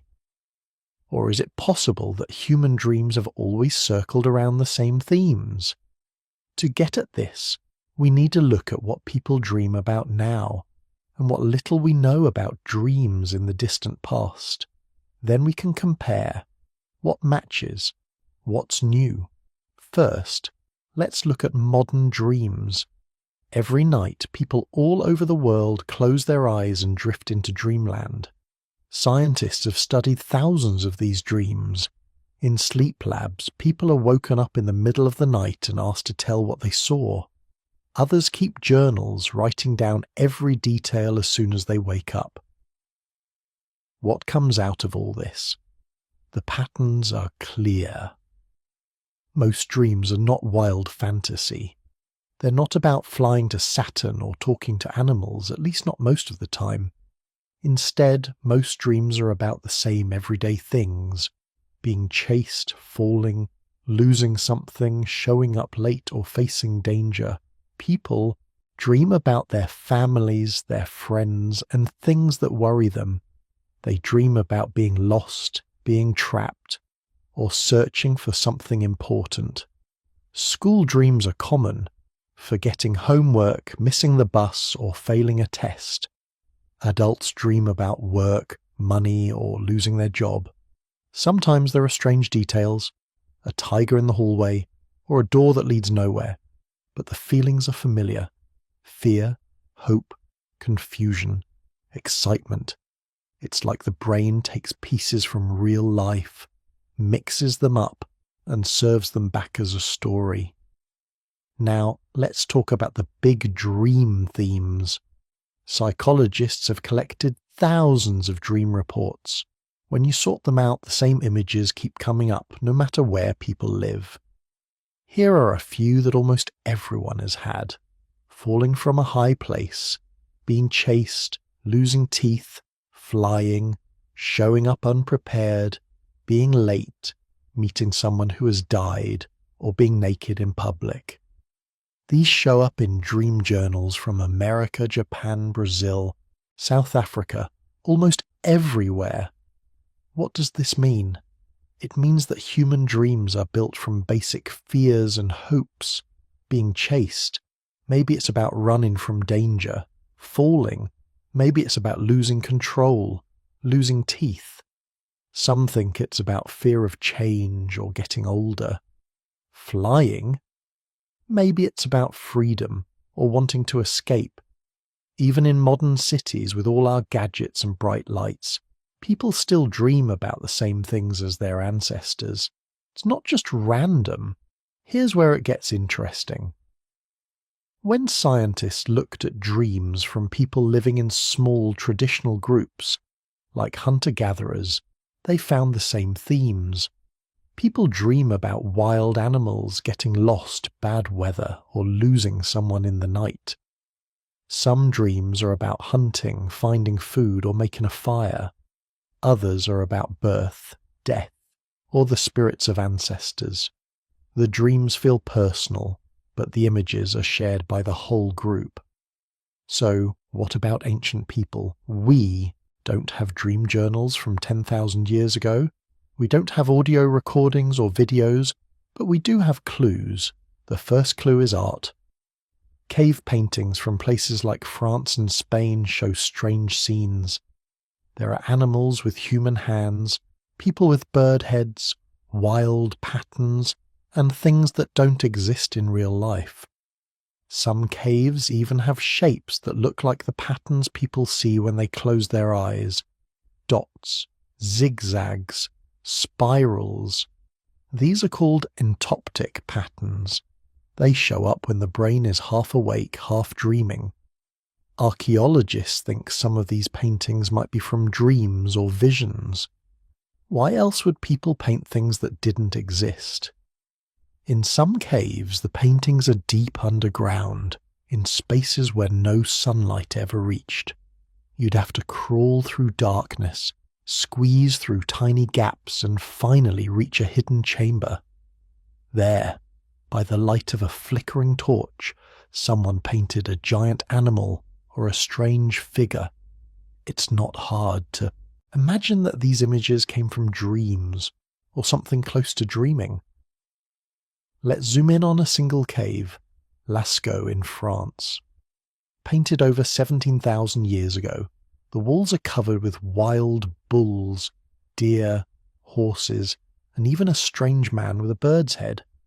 Some experts think this bird-headed man is having a vision or is part of a dream story. Others say the scene might show a shaman, a kind of healer, travelling through the dream world. The exact meaning is lost, but the feeling is clear. These images aren't just about daily life. They're about something deeper. What about other clues? Some ancient graves have little figurines, beads, or carved animals placed inside. People carried these objects with them, sometimes for years. Maybe they were lucky charms or reminders of a dream or a vision. There are even old stories, passed down through myths, where the hero gets advice from a dream or meets an ancestor in their sleep. Now, let's compare these ancient images to today's dreams. Here's the first big match: fear of danger. Early humans lived with real threats: lions, wolves, snakes, and other people. Many cave paintings show these animals, sometimes in scary or magical scenes. Modern people still dream of being chased or attacked. That hasn't changed. Second, dreams about getting lost or searching for something. Imagine life before maps or phones.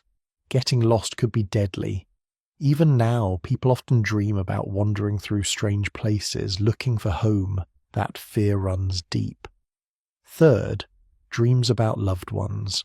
Finding a lost friend, saying goodbye to someone who's died, or meeting a family member in a dream. These are some of the oldest stories in human history. Even today, people wake up from dreams about family feeling shaken or comforted. Ancient graves sometimes have objects that look like gifts for the person's journey, almost like the living wanted to help the dead in their sleep. Fourth, dreams about power or magic. Cave art sometimes shows people flying, turning into animals, or talking to spirits. Even now, dreams about flying or having special powers are common. In old stories, dreamers can visit other worlds, talk to gods, or change the future. Modern movies and games are full of these ideas too. So the big themes, danger, being lost, loved ones, magic, show up in both ancient art and modern dreams.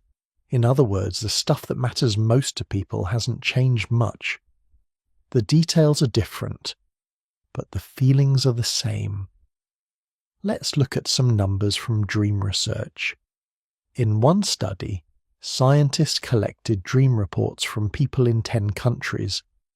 About 80% of people said their dreams were about things they cared about in real life: family, work, school, danger, or love. Only about 10% said their dreams were totally random or made no sense. The rest were about memories, worries, or hopes. That matches what little we know about ancient dream stories. People dream about what they care about and what they fear. Another study asked people to describe their most common nightmares. The top answers: being chased, falling, losing someone, or being trapped. These are the same dangers that would have scared early humans. Back then, a broken leg or lost child could mean death. Today the details are softer, but the feeling is the same. Now let's talk about dreams and problem solving. Some scientists think dreams help us practice for real life. If you dream about being chased, maybe your brain is getting ready for danger. If you dream about finding food, maybe it's because you're worried about having enough. This idea is called threat rehearsal. It's like a mental fire drill. Animals do it too. Rats dream about running through mazes. Cats twitch their paws in their sleep like they're hunting. So, if early humans dreamed about danger, hunting, or getting lost, maybe it was the brain's way of getting ready. Modern dreams are similar. People dream about work problems, school tests, or arguments with friends. The details are new, but the purpose might be the same. Let's talk about one more thing: dreams and creativity. There are stories of people waking up with new ideas. The chemist who discovered the shape of a molecule dreamed of a snake biting its own tail. Paul McCartney dreamed the melody for Yesterday. In ancient times, people said dreams brought them new tools, songs or ways to hunt. When you put all this together, it looks like dreams have always been a source of invention. Now let's compare how dreams are shared today versus the past.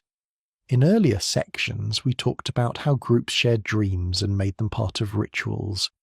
Today, dreams are often private, but people still tell each other, "I had the weirdest dream last night." Some people post dreams online. Others use dreams for art, writing, or problem solving. The habit of sharing hasn't disappeared. It's just changed shape. Let's look at a real example. In modern Japan, some people believe that the first dream of the new year, called Hatsuyumi, is special. If you dream of Mount Fuji, a hawk, or an eggplant, it's good luck. People hope for these dreams and talk about them the next day. It's a small thing, but it shows the old pattern is still there, connecting dreams to hope, luck, and the group. In the United States, dream interpretation books are everywhere. People look up what their dreams mean. They talk about dreams at breakfast, or laugh about them with friends. Some use dreams for self-help or therapy. Even if people don't believe dreams can predict the future, they still want to know what their dreams say about their lives. Let's step back for a moment. If you put all these pieces together, you see a pattern. Dreams are shaped by what people care about. The basic themes, danger, love, loss, hope, are the same everywhere. The images change, but the feelings last. Art, stories, and rituals use dreams as fuel. Even the act of sharing a dream, whether around a fire or on a phone, brings people together. Let's ask a big question. Do dreams ever really change? The world has changed a lot in the last 10,000 years. We have cities, cars, the internet, and space travel. But most dreams are still about running, falling, searching, loving, and being afraid. The brain hasn't changed as much as the world around us. The hardware is the same. The dreams are too. But there are some new twists. Today, people dream about cell phones, airplanes, or being late for a Zoom call. Kids dream about video games. Adults dream about losing their wallet or forgetting their password. The details are fresh, but the worries are old. Missing out, losing touch, not being ready. Let's talk about one more modern change, the speed of sharing. In the past, dreams spread slowly, one person at a time. Now, a dream can go viral in a single night. People post their dreams on social media, and strangers around the world reply, "I had the same dream." Sometimes people even start dream chains, where one person's story sparks a wave of similar dreams. This doesn't mean the dreams are supernatural. It just shows how connected minds can be, even across distance. Some scientists wonder if this kind of dream sharing, on a global scale, could shape culture in new ways. Imagine a song, a movie, or a meme spreading so fast that it starts showing up in people's dreams everywhere. The group isn't just a tribe anymore, it's the whole world. But the basics are still the same. Dreams are private stories that sometimes become public. They start in one mind, but can end up shaping what everyone thinks and feels. In that way, the dreams of early humans and the dreams of today aren't so different. They're shaped by the same hopes and fears, told in different words. So what can we learn from this? First, that the human mind is stubborn. We dream the same way, no matter what the world looks like. Second, that dreams connect us, not just to each other, but to everyone who's ever lived.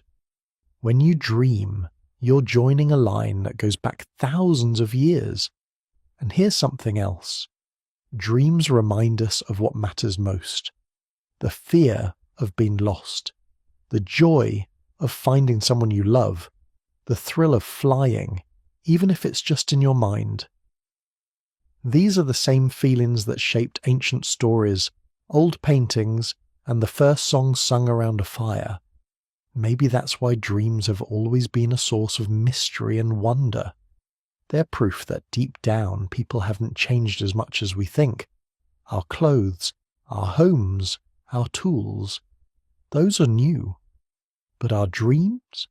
Those are old as the first story ever told, as old as the first person who ever closed their eyes and drifted into the dark, hoping for a sign. So, the next time you wake up from a strange dream, remember, you're not alone. You're sharing a habit with everyone who's ever lived.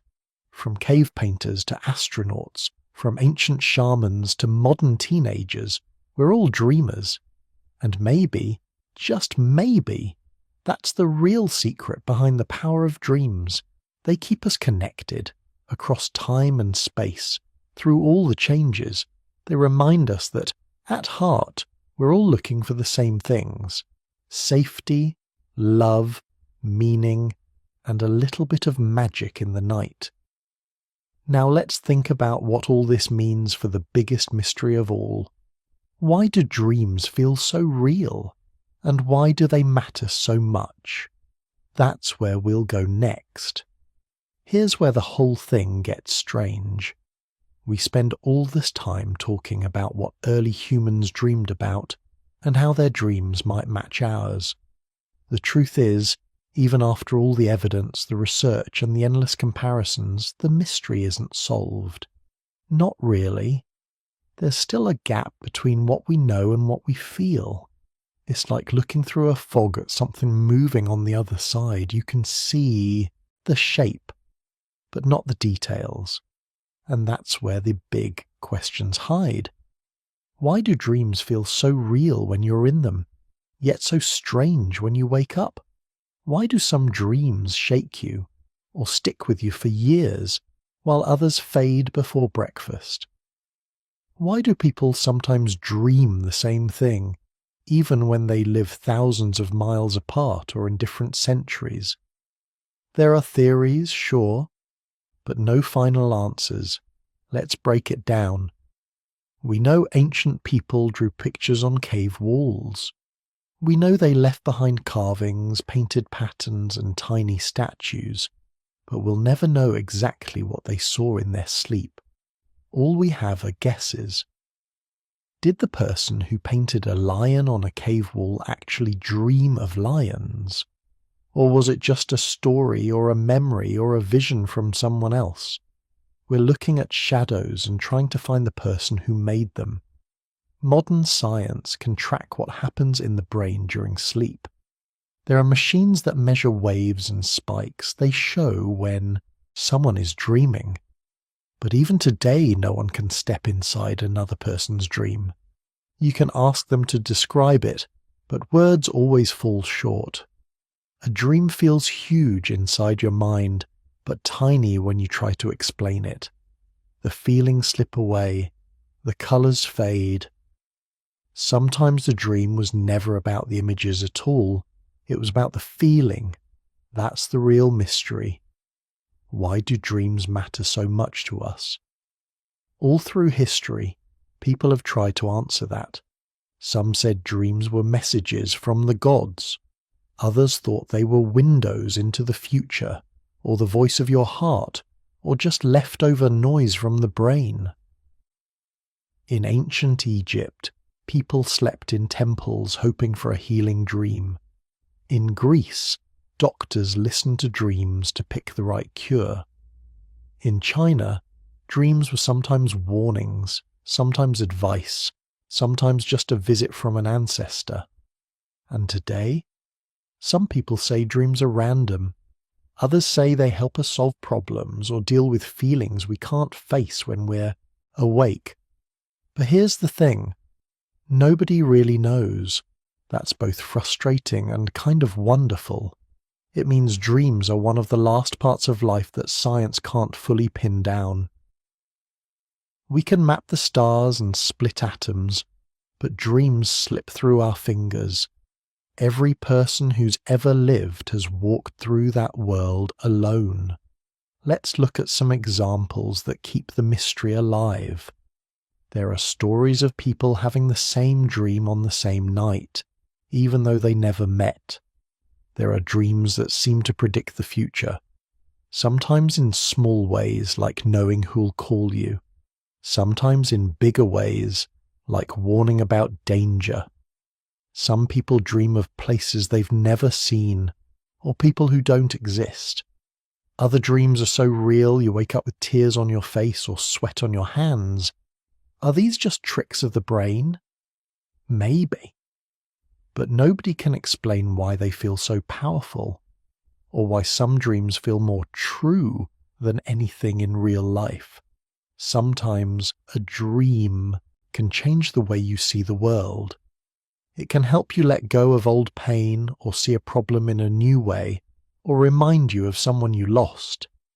That's not just random noise. Think about the way dreams sometimes bring up things you forgot. A face from childhood. A place you haven't been in years. It's like your mind is a deep cave, and dreams are the torch that lights up the hidden corners. Maybe that's why dreams can be scary. They show us things we're not ready to see when we're awake. But they can also be kind. They give us second chances, a chance to say goodbye, or to try something again, or to feel brave for just a moment. Let's talk about dreams and culture. Even today, there are places where dreams are a big part of life. In some parts of Papua New Guinea, people gather every morning to share their dreams. In some Native American groups, dreams are seen as messages from the spirit world. In West Africa, the Ashanti people believe dreams can guide decisions, warn of danger, or bring luck for the day ahead. Around the world, there are dream interpreters, dream books, and dream ceremonies. It's a reminder. Dreams aren't just private. Sometimes they belong to the whole group. Even in modern cities where people are busy and screens are everywhere, dreams still slip into life. They show up in art, in music, in movies. Think about how many songs mention dreams, how many books start with a strange dream, how many movies use dreams to show what a character wants, or fears, or hopes for. It's like dreams are the secret language of the mind, always bubbling under the surface. And here's something weird. Sometimes dreams inspire real change. There are inventors who say their best ideas came in sleep. Artists who see their paintings in dreams before they touch a brush. Writers who wake up with a story in their heads. Even scientists sometimes get answers in their sleep. It's almost like the dreaming mind is a different person, someone who sees things more clearly or less afraid to try something new. But why does the brain do this? Some scientists think it's just practice. The brain runs through problems, tries out answers, and learns from mistakes in a safe space. Others say dreams are like a junk drawer, where the mind sorts out all the loose thoughts and throws away what it doesn't need.